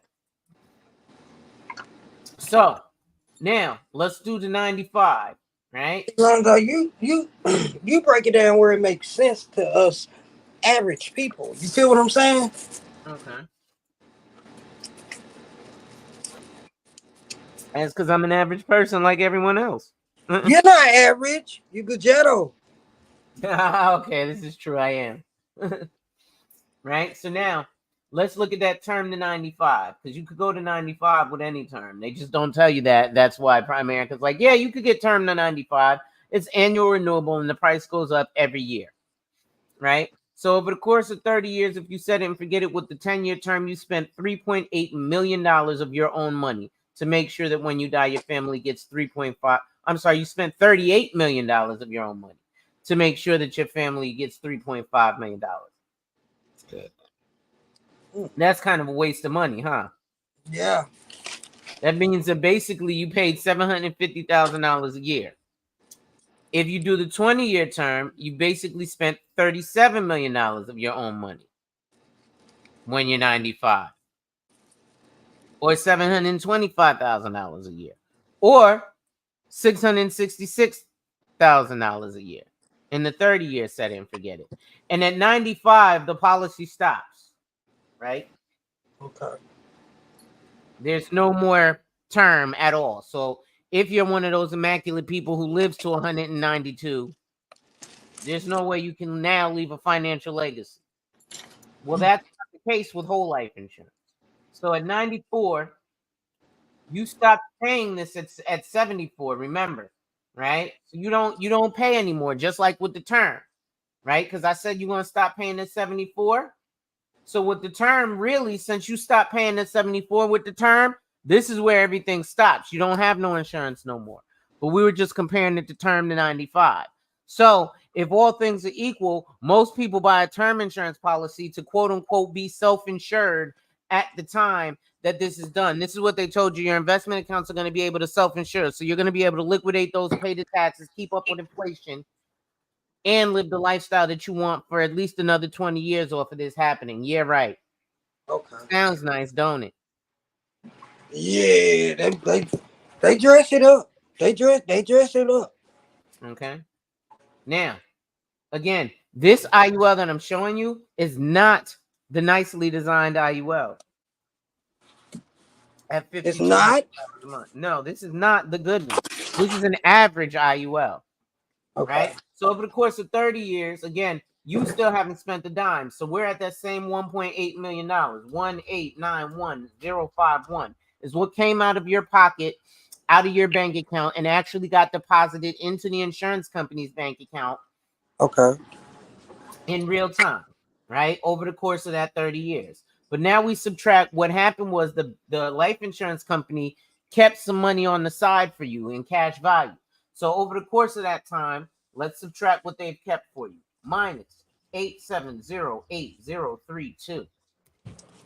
So they basically kept $6.8 million for you. So because of that, also your death benefit has to increase. So your death benefit is now $8.82 million. So now you've been paid $6.8 million to make sure that when you die, your family gets $8.82 million. And as it continues, because we're going to continue to live past 95, it's continuing to grow until you're 121. People like Warren Buffett, right? He's like 87 right now, right? And he's riding a Cadillac. Yeah. So what do you think he has in life insurance? You don't think he's doing this stuff, stuffing money in this through the name of his company, saving all shit's tax dollars, growing this money that he could borrow again to He buy, borrow, doing that buy, borrow, die. probably so. That's what we learning in your class. All right. So now let's look at a better funded IUL. So this one, same $3.5 million death benefit though, but now it's $7,100 a month. Well, damn, what happened there? Okay, so we're paying $85,000 a year. At the end of 10 years, you paid $853,000. Your cash value, however, is $654,000. In this scenario, at the end of 10 years, your cash value out of 630 was only half. So you're still a little bit behind, but let's continue. Over the course of 20 years, you came out your pocket 1.7, but now you've got access to 2.1, right? So now you see here and over the course of 20 years, you're only breaking even. We're here over the course of 20 years, you've increased some, right? So over the course of 30 years, out of your account came 2.5, but over the course of 30 years, you've got 4.7. So now you've come up $2.5 million, right? But again, versus the term, all things equal, you've stopped paying here. So in this permanent, I'm gonna get rid of this middle one. In this permanent, you stop paying here, but now remember, you continue living because Warren Buffett is living till these ages too. Let me check the comments here. Simon, what's going on? All right. So now, and this is stuff that like high-powered attorneys talk about. Like I showed y'all with the State Farm article, right? Because this is things that you can use. You're literally buying more money. Did you not put money in and get more out? Yeah, it took a little time, but what do you have to do with that? Let's look at what else people get scammed into, right? Okay. Let's look at an amortizations calculator with a mortgage. Let's look at bank rate again. I like using bank rate. Babe, can you bring me some Ritz?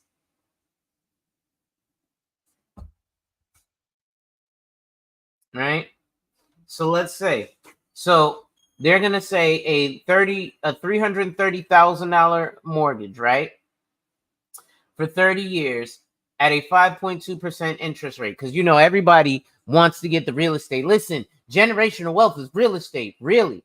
So you get this mortgage today, June 2024. Your payoff date is June 2054. You've paid, your monthly payment is $1,826.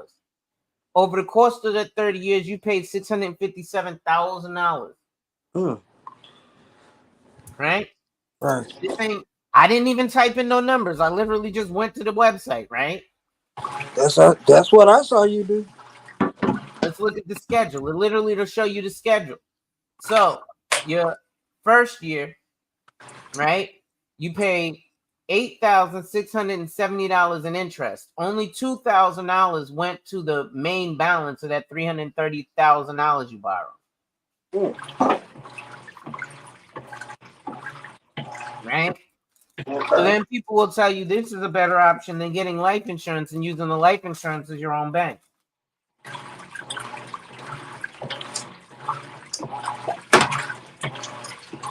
That's crazy. This don't seem like a better option to me. Right? Now, is it a great option? Yes. Homeownership is a great idea. I think a lot of people should be homeowners. Do I think everybody should be? No.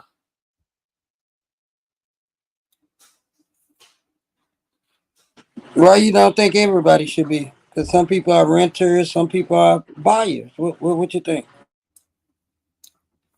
Some people need to rent. Some people don't mind renting. There are a lot of wealthy people who rent. They don't own homes. They own property. That's the difference. People own homes. That does not create generational wealth, as you can see here. Right? Because what do most people do? They refinance. Right? Okay. I'm sorry, Lonzo. I keep going on mute because I'm preparing dinner for my husband and my washer's on and I'm just doing my little housewife duties. You know what's going on. That's all right. Let's see. On average. I'm gonna Oh, do him baked chicken breast with broccoli, cheese, and rice. That's what his ass eating today. okay.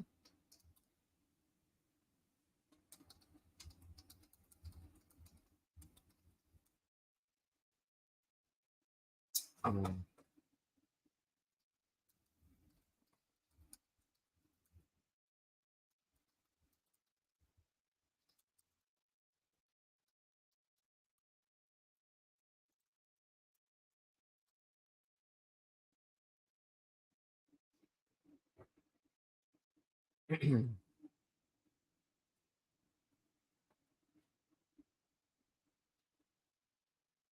Look, everybody's talking about how soon to refinance, right? The problem with refinancing is that means that you are restarting a home loan. So the reason I say that is because this number ends up getting increased because most people in the first 7 to 10 years refinance. So most people get here, right? So 1, 2, 3, 4, 5, 6, 7, 8. Let's go year 9.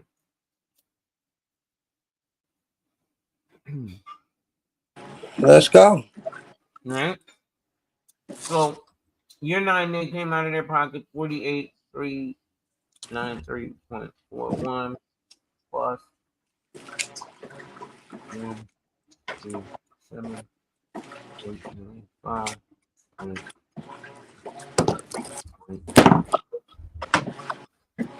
So over the course of that 7 years, they've come out of their pocket 186 grand, right? 187,000 basically.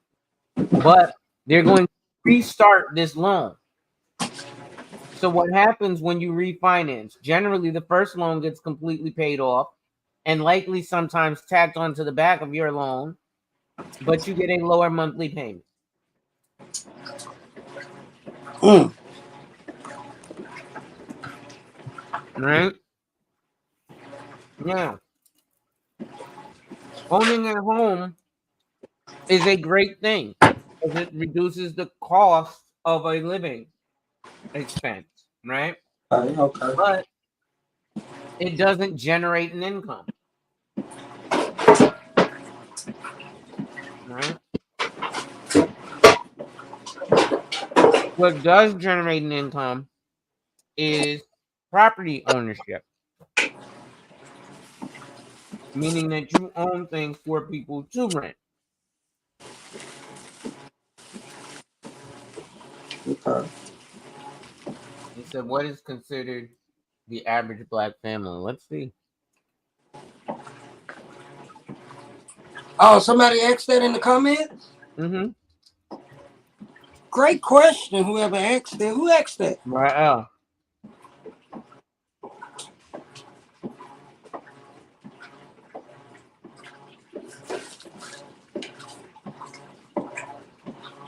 Y'all gotta excuse us because we're cooking and eating. We're cooking and Yes. eating. We are human, so you Mm-mm. know, we're not robots. Oh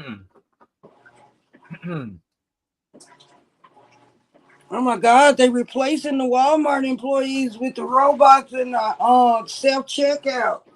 Ain't they though? Man, amaze me. No more good customer service from some that did care. It's the few that did, yeah.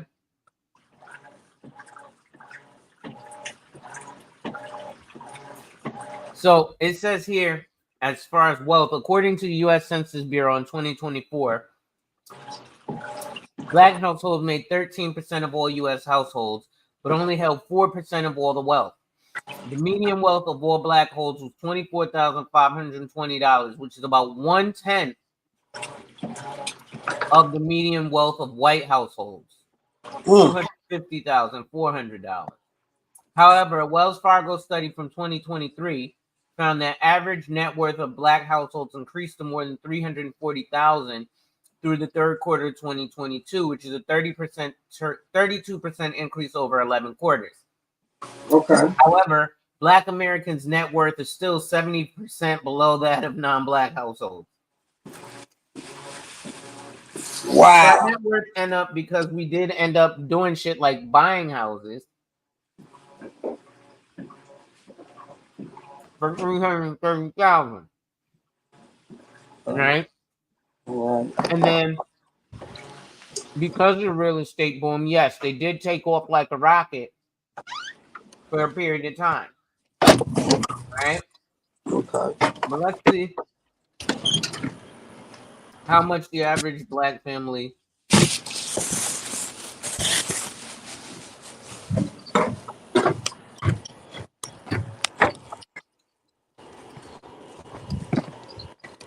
how much does the average black family inherit? According to a 2019 Brookings Institute article, the average inheritance for black households was $100,000, while white households receive on average of $200,000.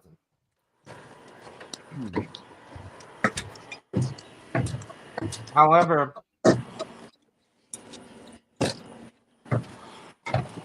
other sources found different figures, with some reporting that black households receive even smaller amounts. Mm. Let's see. It says in 2021, the average inheritance for black households under 35 was 49,000, while white households in the same group received 89,000. For black households, the average inheritance between 55 and 74 was 43,000 compared to 211,000 for white people in the same group. Okay. That's because of retirement account, right? Mm. Because you're also probably doing a lot of tax deferred stuff. Where is your tax bill now, but not in the future? Or maybe you're not. You did say y'all end up paying some tax bills. All right? Good question, Ross. But so again, this is a better designed IUL, right? Now, let's just do this. One more button click, and we're about to skyrocket with this. You really ready now? Fine.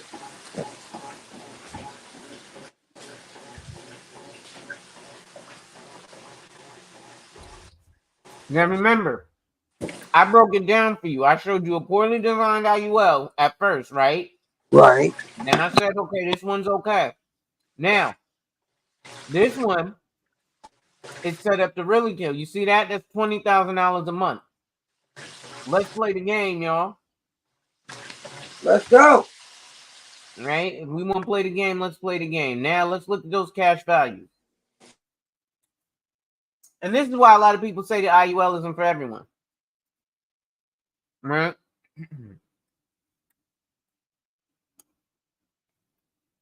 So,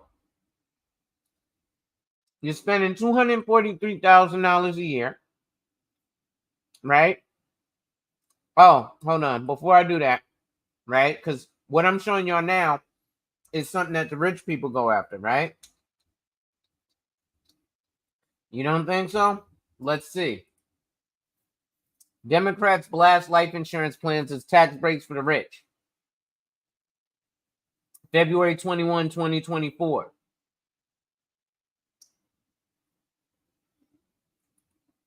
Right? Live from Fox. If you want to be like the Hill and Washington Post or bullshit, Fox. Of course, they may be against Democrats, so okay. Okay.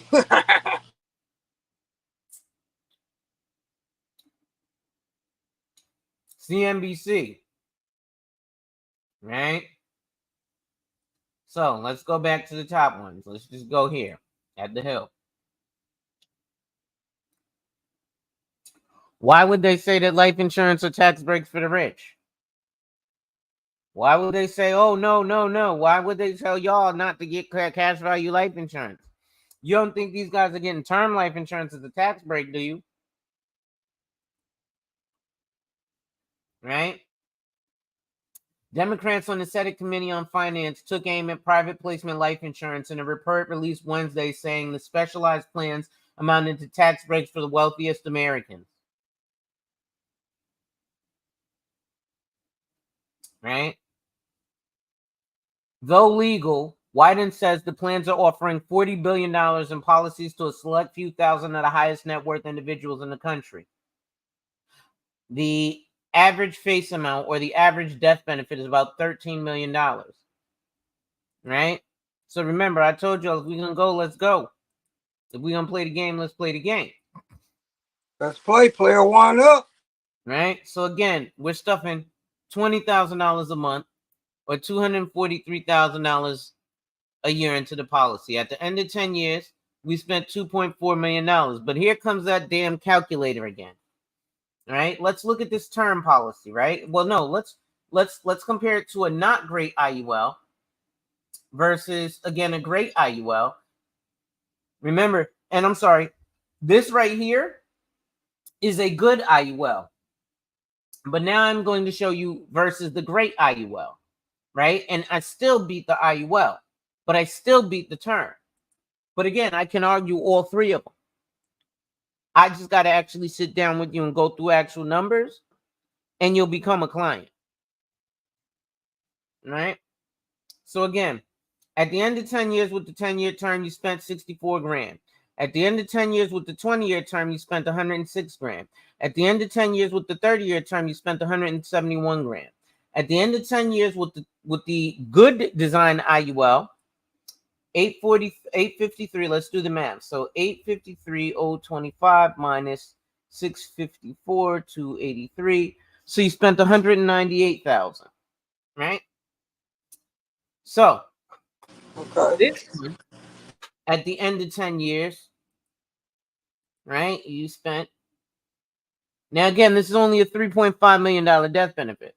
But you've come out of your pocket 2432932 minus your cash value availability of 2636819. So that means you've spent negative $203,887. Wait, if you spent negative money, that means that they owe you money. So 10 years in, you're already ahead. Oh, by the way, your death benefit has to go up because you're putting too much money in here. So now, over the course of that 10 years, they've paid you $203,000 to make sure that when you die, your family gets $6 million. Or you could get this 10-year term, and I mean, at the end of 10 years, you paid 65 grand. I mean, it is cheap. But what's cheaper? Being paid $203,000 or coming out of your pocket $64,000? Right? That sounds like a hard choice for some people. What do I choose? What do I choose? Man, if you don't look at the fact. That's all good. So now, 20 years, you've come out of your pocket $4.8 million. It's a whole lot of money. But you've got access to $7.6 million, and that's to make sure that when you die, your family gets $11 million. Let's do some math. 4,865,863 minus 7,607,047. So you've been paid $2.7 million to make sure that when you die, your family gets $11 million. Now we're also getting into things like the buy, borrow, die strategy and infinite banking. And now it starts to make sense. And this is why I say infinite banking and IULs aren't for everybody. If you ain't got this type of money, number one, then that investing that they're telling you is pure D bullshit. Number two, then you would start putting the money into this. And once this type of stuff is funded, you would go to the other stuff. Everybody else tells you in reverse. They have you build a house from the roof down. Insurance is the foundation. This can't crumble. Right? So let's look here at the term. Now let's look at the goodly designed IUL. So at the end of 20 years here, you come out your pocket 1.7. Yeah, you're up a little bit, right? You're up 900,000. But here at the end of 20 years, again, where do we up? $2.7 million. Right? End of 30 years, you came out your pocket $7.2 million. You've got access to $16 million. And when you die, your family will get 19, almost $20 million. Right? Okay. Now we're looking at generational wealth. Now remember, with the term policy, term policy is set it and forget it. Most of the time, we're going to stop paying into it at 74 because we're like, it's a 30-year term. I'm done. Right? But again, we're saying like Primerica does term to 95. It's a good thing. You should know your competition and what they do. This is why it's impossible to actually say that Primerica or any agent who says buy term, invest the rest is making any sense, because invest the rest compared to what? Buy term compared to what? Are you saying dollar for dollar the death benefit or the features and benefits? Are we looking at the long term, or are we looking at today so you can get a paycheck? I think with term and me pushing term and invest the rest, it's me looking at the short term and me getting a paycheck and you, the client, getting fucked over. Because at 95, either way, you come out your pocket $30 million in the term policy to make sure your family has come up with $3 million. On the good design, $30 million, $3.5 million. On the good design IUL, you've come out your pocket $2.5 million, but your death benefit, your access to cash is $14 million. So you came up $12 million, and your death benefit increased too. It's $14 million. Right? Okay. And should you live past 94, there's still a death benefit. With the term, if you hit 95, that's it. That's all. There's no more insurance. This one will carry you out to 121. And if you live there, we got $63 million for you. And $63 million for your family. At this point, you've actually self-insured by paying $2 million. It seems like a lot because the number is bigger up front and people get sticker shock and they don't think of the value of life insurance. They just think of it. All it is a check when you die. Remember, I told you about that lifetime income, right? I remember you told me about that. I remember. Let's look at the numbers with this one. Hold on. Let me scroll up to the top. So this one, at 54, you'll have $2.6 million worth of cash value. They'll give you $12 million, $12,000 a month till the day you die. Right? Okay. So again, we're looking at age 95, right? So it's killing it to age 95, right? Right. So these are just some, and it's killing this one to age 95, right? And this is a good design, right? So at age 95 here, let's just do the math. 2559074 minus 14,640,776. Right? So you've been paid by the insurance company $12 million to make sure that when you die, they get $14 million. Again, this is hypothetically that you live to 95, but term to 95 would be you're paying them $33 million to make sure that when you die, your family gets $3.5 million. Well, which makes more sense? Right? If you ain't got it right now, like It make a little sense to me. to buy the term. It makes a little sense Okay, why?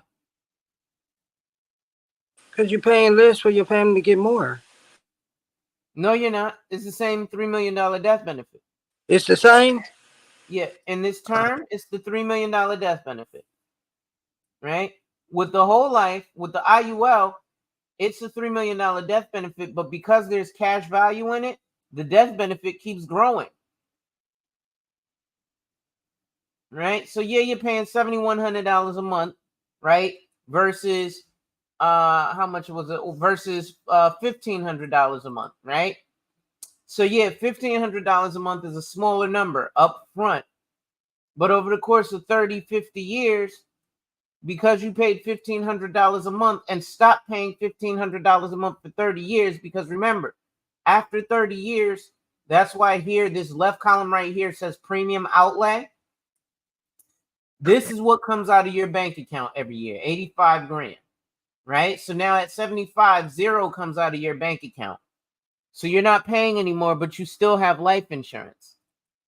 Right here, when you stop paying at 74, you don't have no more life insurance. So if you die, your family don't get shit. You see? So that's where that is. Okay. Now again, this ain't for everybody because this shit is expensive. Most people can't afford $7,100 a month or $20,000 a month for a $3 million death benefit. And yes, by the way, with this $20,000 a month, you are completely overpaying for your life insurance. But there's a reason for that. Right? And the reason for that is because you want to do like here, where the Democrats are blasting life insurance because the leading providers are Prudential. Let me see if I got my my Prudential quoter. I haven't been on Winflex in forever.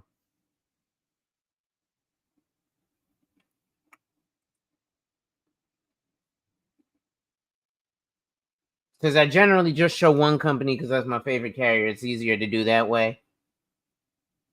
Okay, I gotta change my password. Hold on.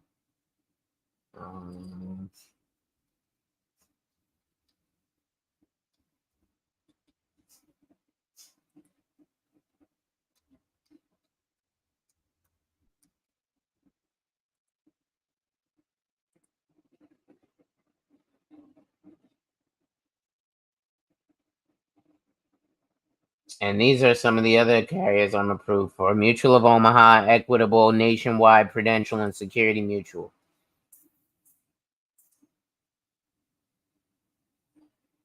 What the fuck? Oh my god. What's wrong? I changed my password.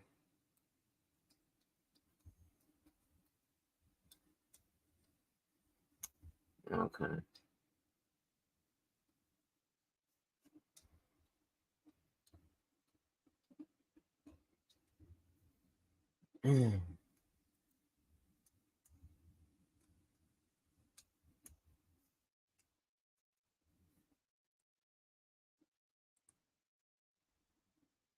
Yeah.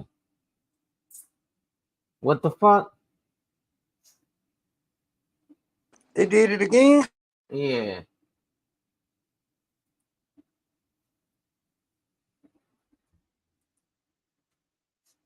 Okay. Let's try it one more time.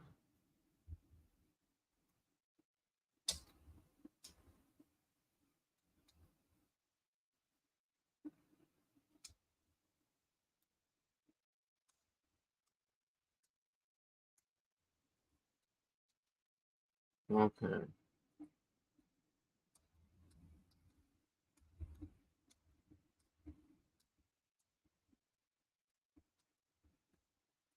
Now let's see.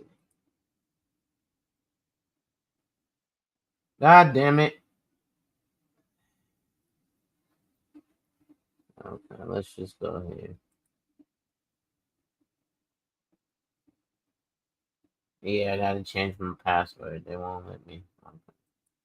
I hate this. And they're like, you can't match your last 13 passwords. I'm like, Jesus Christ.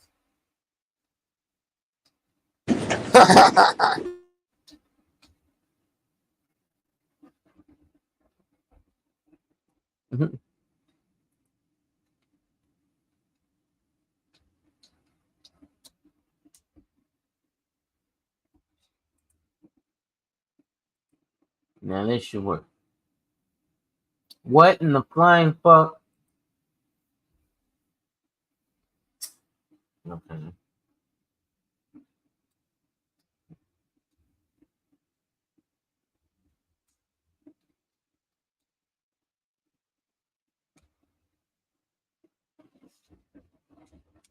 Uh-huh.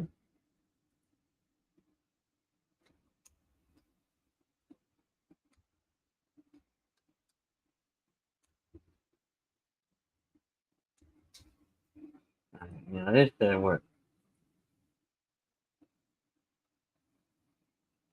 What in the fuck? Password. All you gotta do is just take it off sharing your screen. Okay.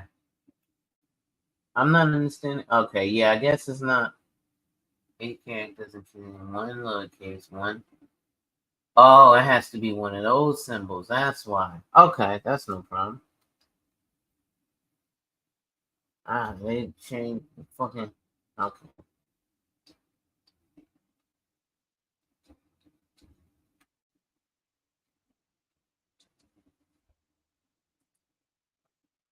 Shit. Hold on.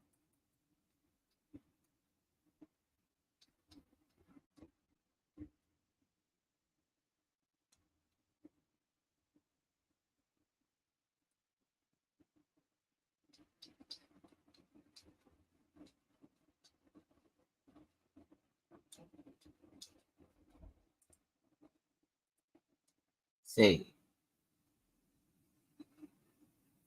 There we go. Now it does it.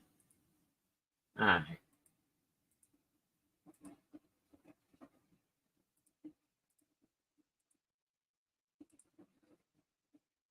Dashboard. Alright. Illustration. So the reason I was saying this anyway, so these are some of the companies that they say are putting in there. It says the report says the policies are actively promoted to the wealthy Americans as a way for them to eliminate income, gift, and estate taxes. Wyden called it the buy, borrow, die strategy used by the top 0.01% of investors to avoid paying their fair share in taxes. Oops. Well, maybe let's not talk about the buy, borrow, die strategy. How about that?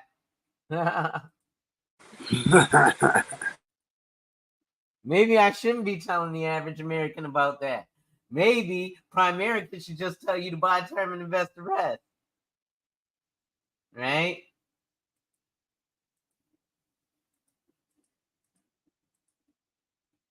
So let's say Prudential, right? So let's do a Prudential IUL. They have another one. We got 2023.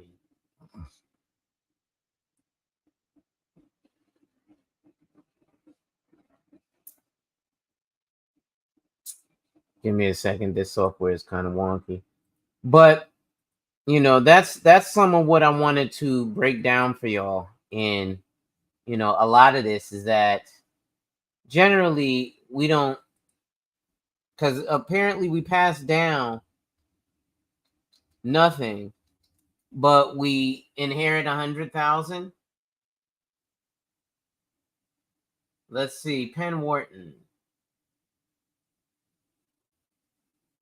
Brookings. Let's look at Brookings. Black wealth is increasing, but so is the racial wealth gap. January 9th, 2024. Oh, I should read this. According to the latest data from the Federal Reserve's Survey of Consumer Finances, the nation's wealth gap increased during the COVID-19 pandemic. Again, Paige, the reason that the wealth gap is increasing is because this guy told you to buy a term policy of $156,000 death benefit, which is a waste of money. Okay. Right? Like I said, how did you come up with that number? I asked my insurance agent. How did he come up with that number? How did you get your husband to the root, right? It was either the GPS or you had to look it up. He didn't just get there by osmosis, right? He didn't just call you and be like, hey, babe, how do I get here? And you was just like, oh, turn left, go around the corner. But you was like, where are you? This is going to take a couple minutes. This ain't something that's just going to happen over in 5 seconds and we're going to be done. This is a few minute phone call. Right. And I figure out ABC, XYZ. So they just said, how much you make a year? How much you want to spend? We're going to make it show that you spend $75 a month and that equals $156,000 death benefit. There you go. Invest the rest. Right? I think we saw on Bankrate, the minimum you can put into something is $25,000. Not 24, not 23, 25. Not diminishing anything because it's hard as shit to save up $2,000. Most Americans don't have access to $500 in savings in the event of an emergency. So it's really hard to come to Chase Bank or Ally Bank online with 25 grand to actually get the APY they advertise that you need a 0% balance to actually get. Yeah, I'll give you 400% on a 0% balance. Because what's 400% of zero? Zero. So,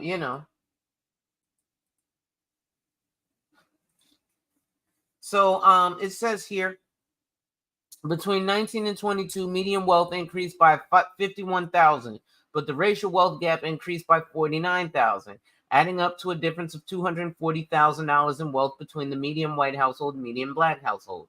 The Survey of Consumer Finance is the most comprehensive survey on household wealth in the United States. Updated every 3 years, this data provides a representative outlook of our current and past economic landscapes, which is particularly helpful in capturing the economic realities of households during the onset, peak, and duration of the COVID-19 pandemic. Even though wealth increased across the board, the data discussed here shows that not all people are reaping the benefits. While housing equity increased for Black households, other components to wealth building, such as corporate and business equity did not, exacerbating the racial wealth gap. Centuries of discrimination in public policy, financial practices, and societal norms that eliminated Black wealth accumulation have not been overcome and will require broad structural changes to rectify the long-lasting impact of inequality. One thing that can help it is sharing streams like mine and sharing me to your friends and family and sitting down with me and my team. Wealth increases during the pandemic did not narrow the persistent racial wealth gap. In 2022, for every $100 in wealth held by white households, black households only held $15.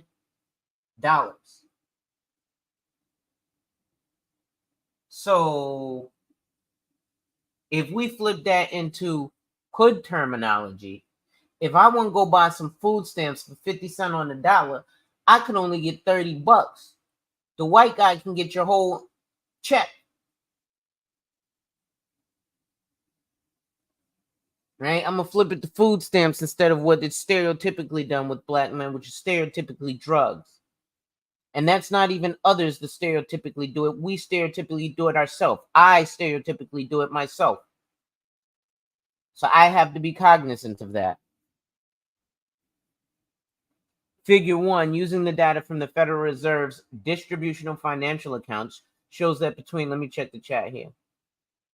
All right. Close. Yeah, I'm about to close this out. I'm just going to read this article because this article is interesting. Close that. Close that. There we go. All right. So, okay, boom.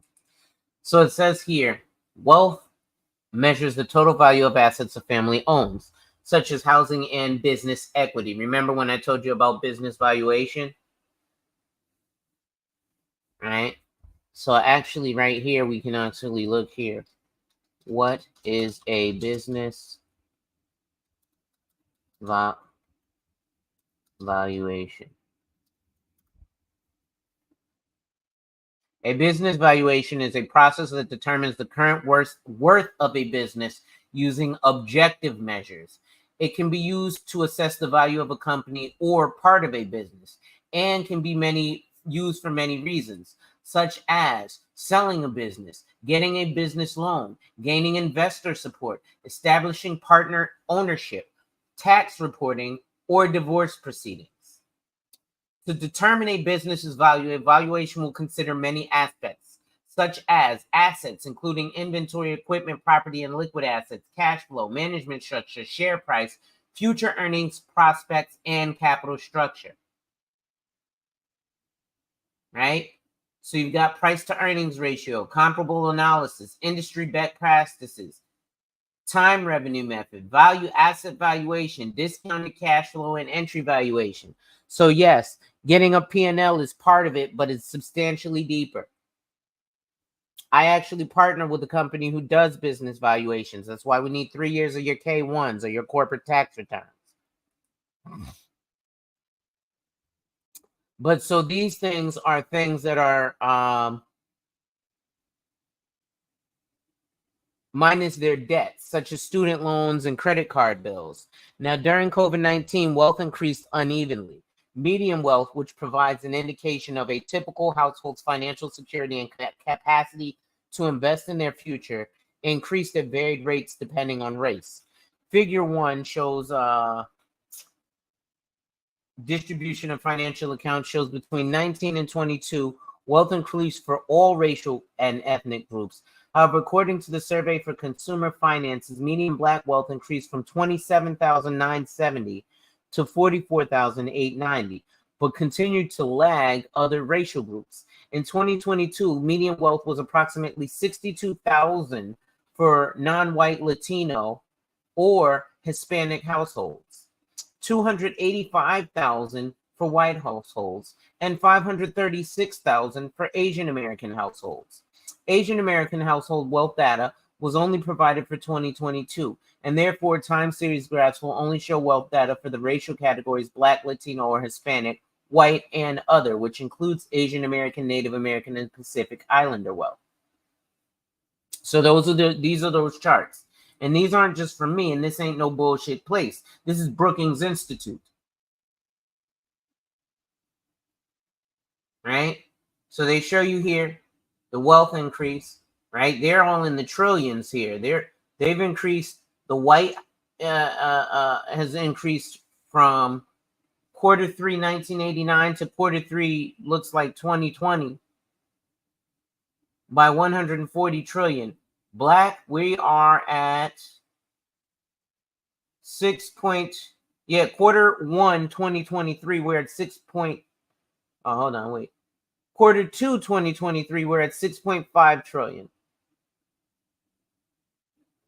While white is at 119.76 trillion in quarter 4 2023. This is ridiculous. Right? We're not even in the same. Crazy. Right? So things like life insurance can actually help, but it has to be properly purchased. And unfortunately, we get sold $1 in a dream, and then somebody else comes to you with a lifestyle. I could come at you with a lifestyle. That's why I bought a Benz. People, oh man, that's a nice ass car. It's a car. Don't get me wrong. It's a performance vehicle. I probably won't go back to regular cars now. Why not?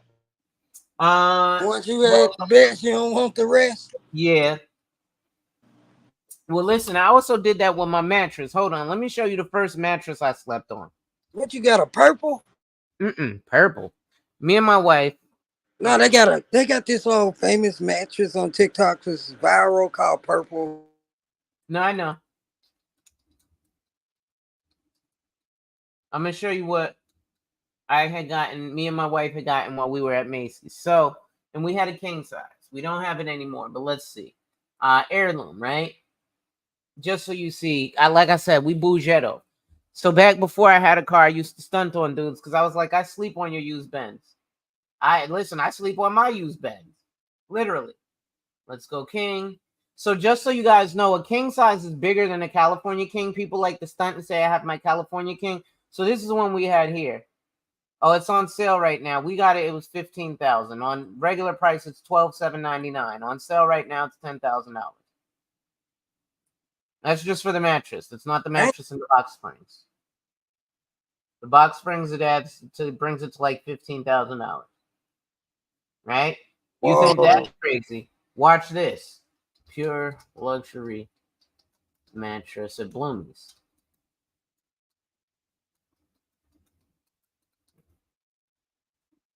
Right?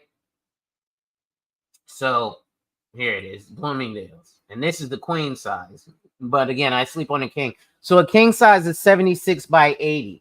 A California king is 84 by 72. So it's thinner, it's slimmer, but it's longer. That's the difference between a king size. I used to sell mattresses at Macy's, Macy's Herald Square, 34th Street, New York City. So this one is on sale from $19,000 to $21,000. So if we select the king size, let's see, and we would do the 6-inch box spring, it would be $27,199 for this particular mattress. Right? That's the cost of a fucking new car or a nice used car. A nice used Benz. Yeah. This is what the first mattress we slept on. Not this particular one. It was the other one. The $10,000. We ain't in this realm yet. Right? Handmade, one-sided. You can't flip it. You have to rotate it. Right? But now look at that. At the way I just broke down the mattress for you. Somebody Google, what did I mention? Let's Google it. Right? What's the difference between a king size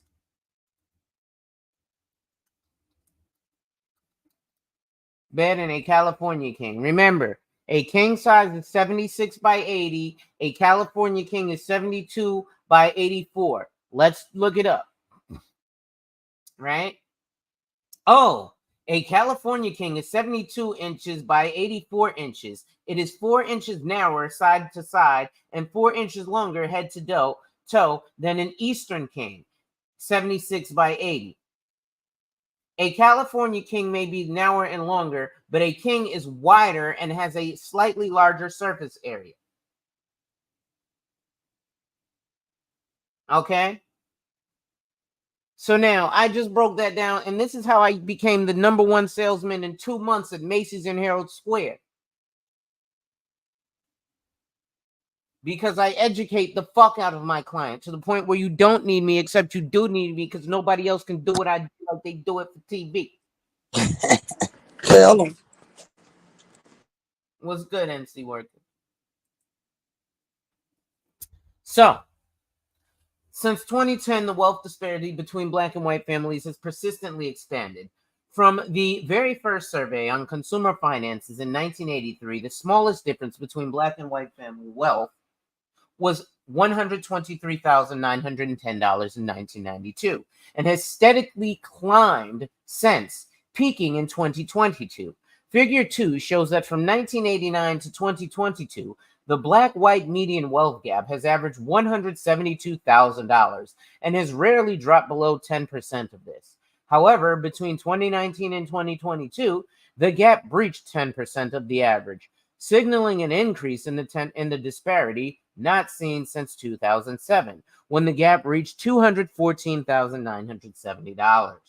The growing disparity means that in 2022, for every $100 in wealth held by white households, black households held only $15. Damn, bro. That's harsh. Net housing equity drove increases in black wealth, while corporate and business Tough pill to swallow. Huh? A tough pill to swallow. Yeah. So net housing equity drove increases in black wealth, while corporate and business equity drove increases in white wealth. Net housing equity, followed by business equity, drove the largest portion of wealth accumulation for black Americans from 19 to 22, as shown in Figure 3. However, racial disparities in home ownership continue to throttle this growth. You know what? Let me share this link with y'all in the chat in case anybody who's watching back on this one. I know I'm going for a couple hours. Wants to read it. Right? But as shown in Figure 3, racial disparities in home ownership continue to throttle this growth, with only 44% of black individuals owning a home compared to nearly 73% of white individuals, a vestige of discriminatory housing practices such as redlining and blockbusting. So you can see other wealth, net housing wealth, business equity, stock, corporate equity, and liquid assets. So other wealth, 3% for whites, 3% for blacks, 5% for Hispanics, and 1% for others. Net housing wealth, 19% disparity for blacks. Business equity, 5% for blacks. Stock, 1% for blacks. Liquid assets. Damn, we ain't got shit. We are negative 1% in liquid assets. So what that means is, remember when I said stuff like that house, right, is not is a mortgage. So it's not something that is an actual asset right now because you have to liquidate it. And yeah, whatever the market value is, you got to hope you're not underwater on that mortgage or refinance. So we have negative 1% of liquid assets, meaning we don't have access to cash if we actually need it. Everything we got is borrowed. Everything we got is borrowed. Liquid assets. That's that light blue. Right? White people got 1.8%. Ours is the bottom one right here. Negative 1%. Right? We owe. Business equity is another vital wealth building component for black families, representing 21% of wealth accumulation for black households. The proportion of business equity in overall growth was much lower for Latino or Hispanic households at 4%, but similar for white at 22%, and other non-Latino or Hispanic racial groups at 21%. An increase in black businesses can play a critical role in increasing wealth, and not just for business owners. In 2020, black businesses employed 1.3 million people and created over 48,000 new jobs. The largest disparity in wealth growth was in stock equity, which made up nearly 30% of white wealth, but only 4% of black wealth. This is indicative of the impact of intergenerational wealth divides, resulting in the average white family possessing more investment capital than the black family. Since 1980, the profits made from selling off stocks known as capital gains, has acted as a key driver of stock equity disparities. So another thing I want to ask, when I show you things like bank rate, and they tell you that just to put your money in a savings account, you need to start with $25,000. What does that tell you for things like investing? Because it said on bank rate, it said in order to really get any of this shit, you need to have $25,000 in here, staying here for 1 year and not touch it. So what do you think that means with an investment? An investment means that you have to start with probably at least as much as you're starting with the savings account, which means you got to start with $25,000. So anything else is not investing. It sounds nice and it's hurtful. It's a hard pill to swallow when it's told to you, because you've got so many financial professionals who are beating you in the fucking head and lying to you so they can live a great life. And unfortunately, it's business. I don't know if you watch my guy Savings Minus Debt page,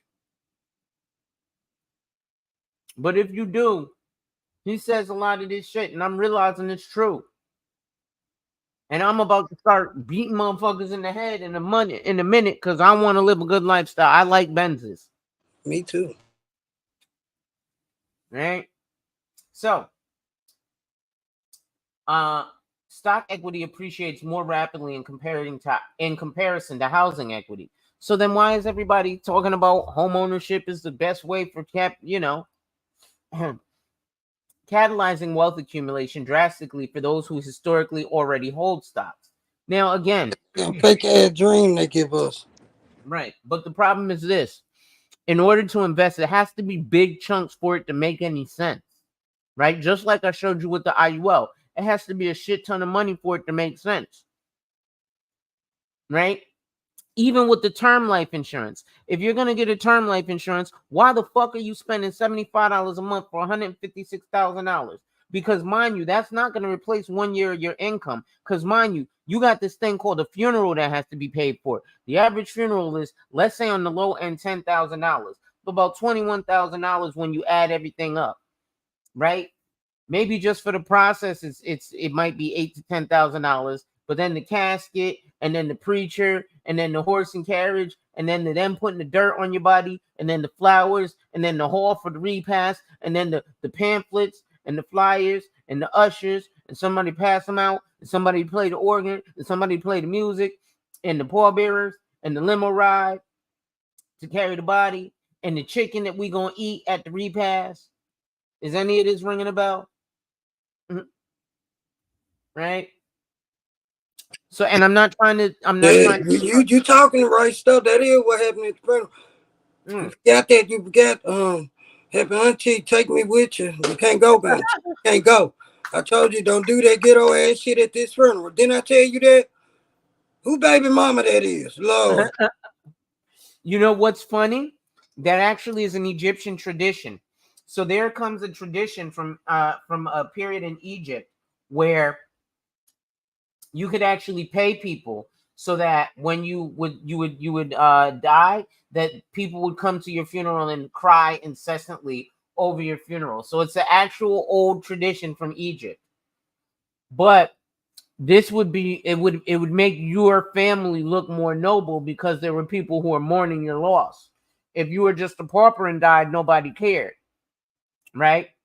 You might get put on a t-shirt, right? Like you do in the hood. Right, so you might get put on the Right? But the other day I was driving through this really nice area of Connecticut, and they had a whole fucking mausoleum. Right? You drive in, there are entire buildings with people's families buried there.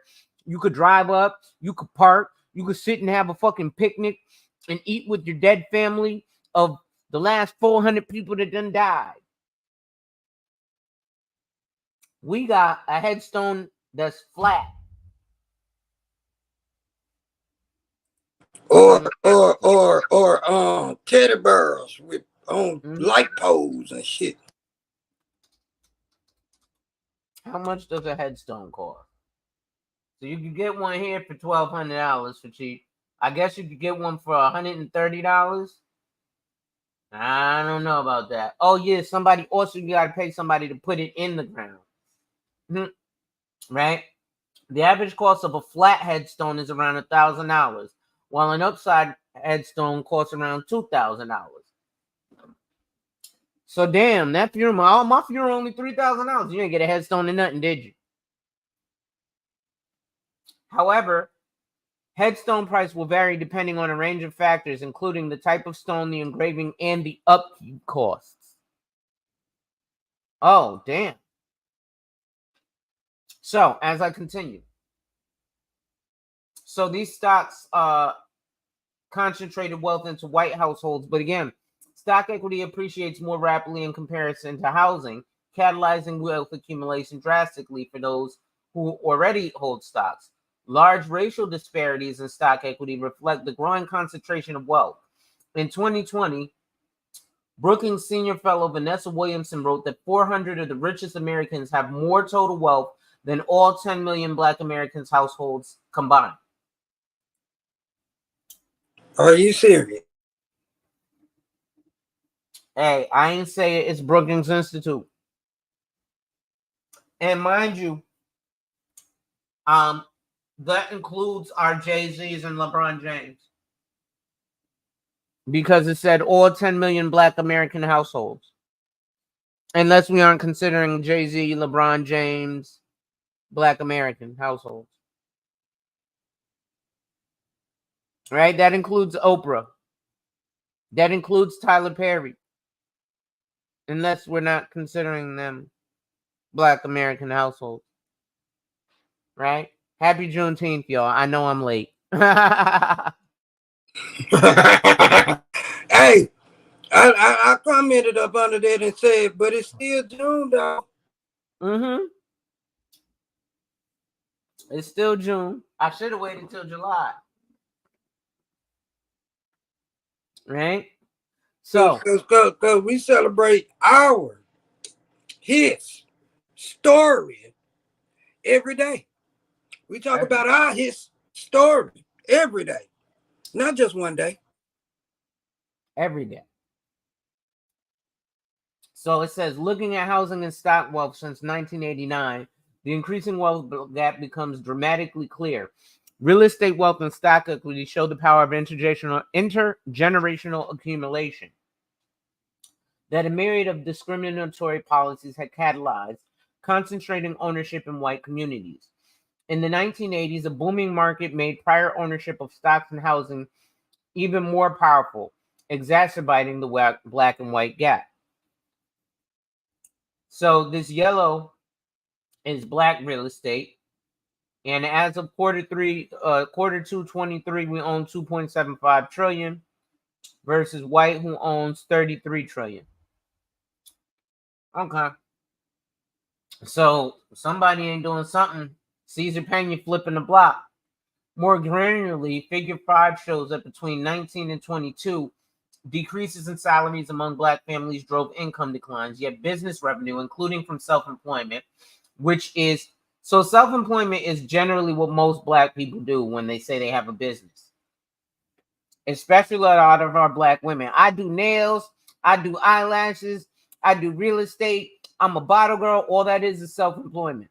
Because if you don't do it, the money ain't made. That's not a business. Even though you file as an LLC. Right? And government transfers drove income increases. During the COVID pandemic and corresponding economic downturn, unemployment spiked most severely for Black Americans, reaching 11%. Since then, supposedly, unemployment has reached record lows, hovering at 3.5%, indicating that pandemic-related income loss was an important driver of the net decline in Black household wealth. Additionally, liquid assets drove a decline in wealth for Black Americans from 2019 to 2022, while for white households, they drove an increase of about 2%. So we'll see that here, right? During the COVID-19 pandemic, government transfers played a larger role in average income growth for Black and Latino or Hispanic households compared to white households, who profited most from investments and wages. Government transfers comprise 17% of overall income growth for Black households. So what this means is Mad NAGA niggas for Trump. Y'all niggas got more money under Trump. Is literally what that means. During the pandemic, when he was giving out them checks, right? This is literally what the statistics. I ain't saying this. The statistics from Brookings Institute are saying this, right? What do you think those government trends? That's that extra $1,000 a week they was giving you on unemployment or whatever it is, right? They was just giving stimulus checks. Got my stimmy. See? So, and 26% for Latino households, as historic economic relief legislation such as the coronavirus AIDS, Relief and Economic Security or CARES Act, sent direct cash payments to millions of Americans. However, income growth for white Americans, whose incomes grew the most of any racial group during this period, looked significantly different, with 53% of overall growth coming from investment returns and 38% coming from wages and salaries, rising 6.2% from 2019 to 2022. The various sources of income during the pandemic highlight the severe disparities between economic safety nets and avenues for wealth accumulation across racial wealth groups. Okay. Now, Okay. we need structural close. So these findings illustrate the systematic compounding of wealth, which exacerbates racial wealth gaps. In other words, wealth begets wealth. So again, why I keep saying that, things like if you're going to buy term and invest the rest, spend a lot of fucking money. Otherwise, you're putting us back at square zero. And I don't mean you personally, so don't take offense to this page. I mean everyone. Because I'm taking offense now. Damn, this shit I ain't never coming back this channel. Well, damn. But so,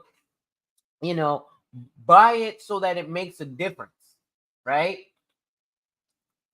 Because I don't know, I didn't even get into what's the death benefit that your husband has, right?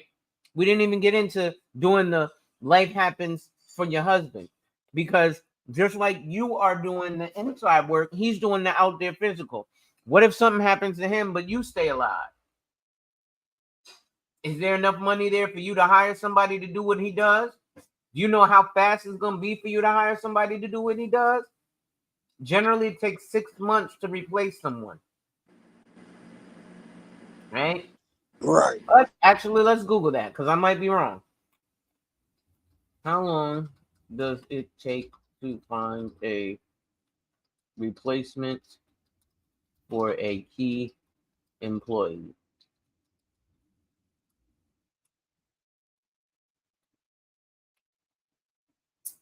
What they got, 30 days? It says it takes 45 to 60 days. Okay, so 3 months.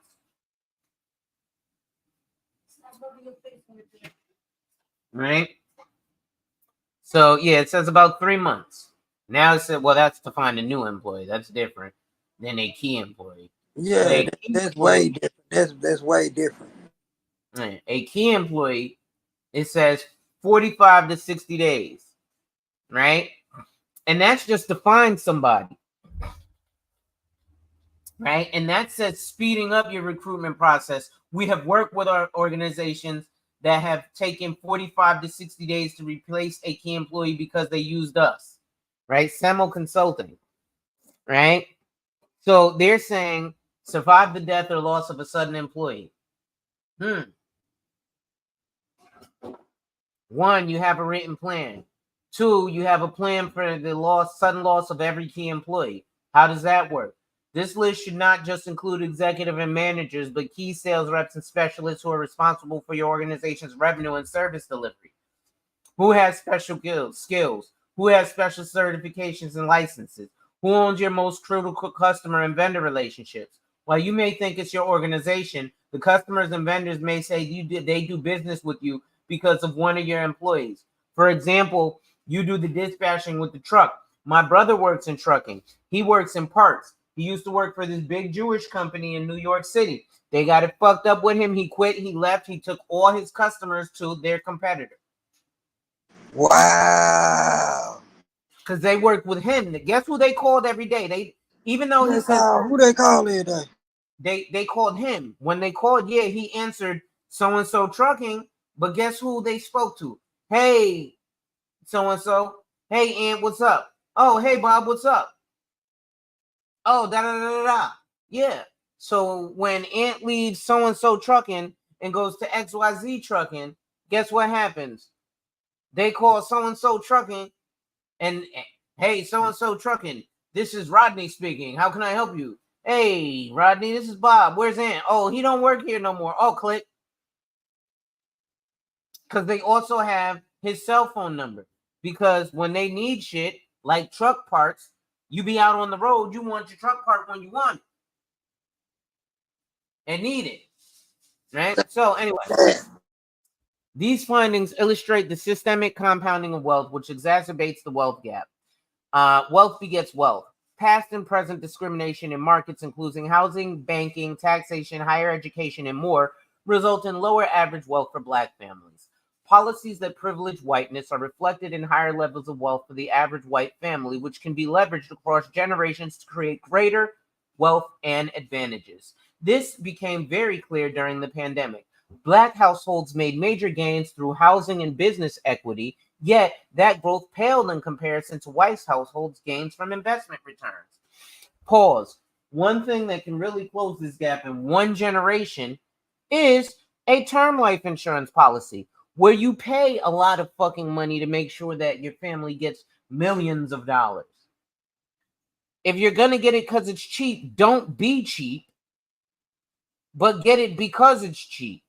Okay. So you say, hey, listen, if I'm going to die in the next 30 years, I'm going to make sure that it's somewhere along the way, my family, because I'm going to put up $50,000 a year, my family going to get $10 million. All right, that's worth it versus I'm going to put up $150 and make sure my family gets $200,000. Oh, by the way, I got a mortgage. It's $330,000. So when I die, my family really ain't get shit because this ain't even enough to pay off my mortgage.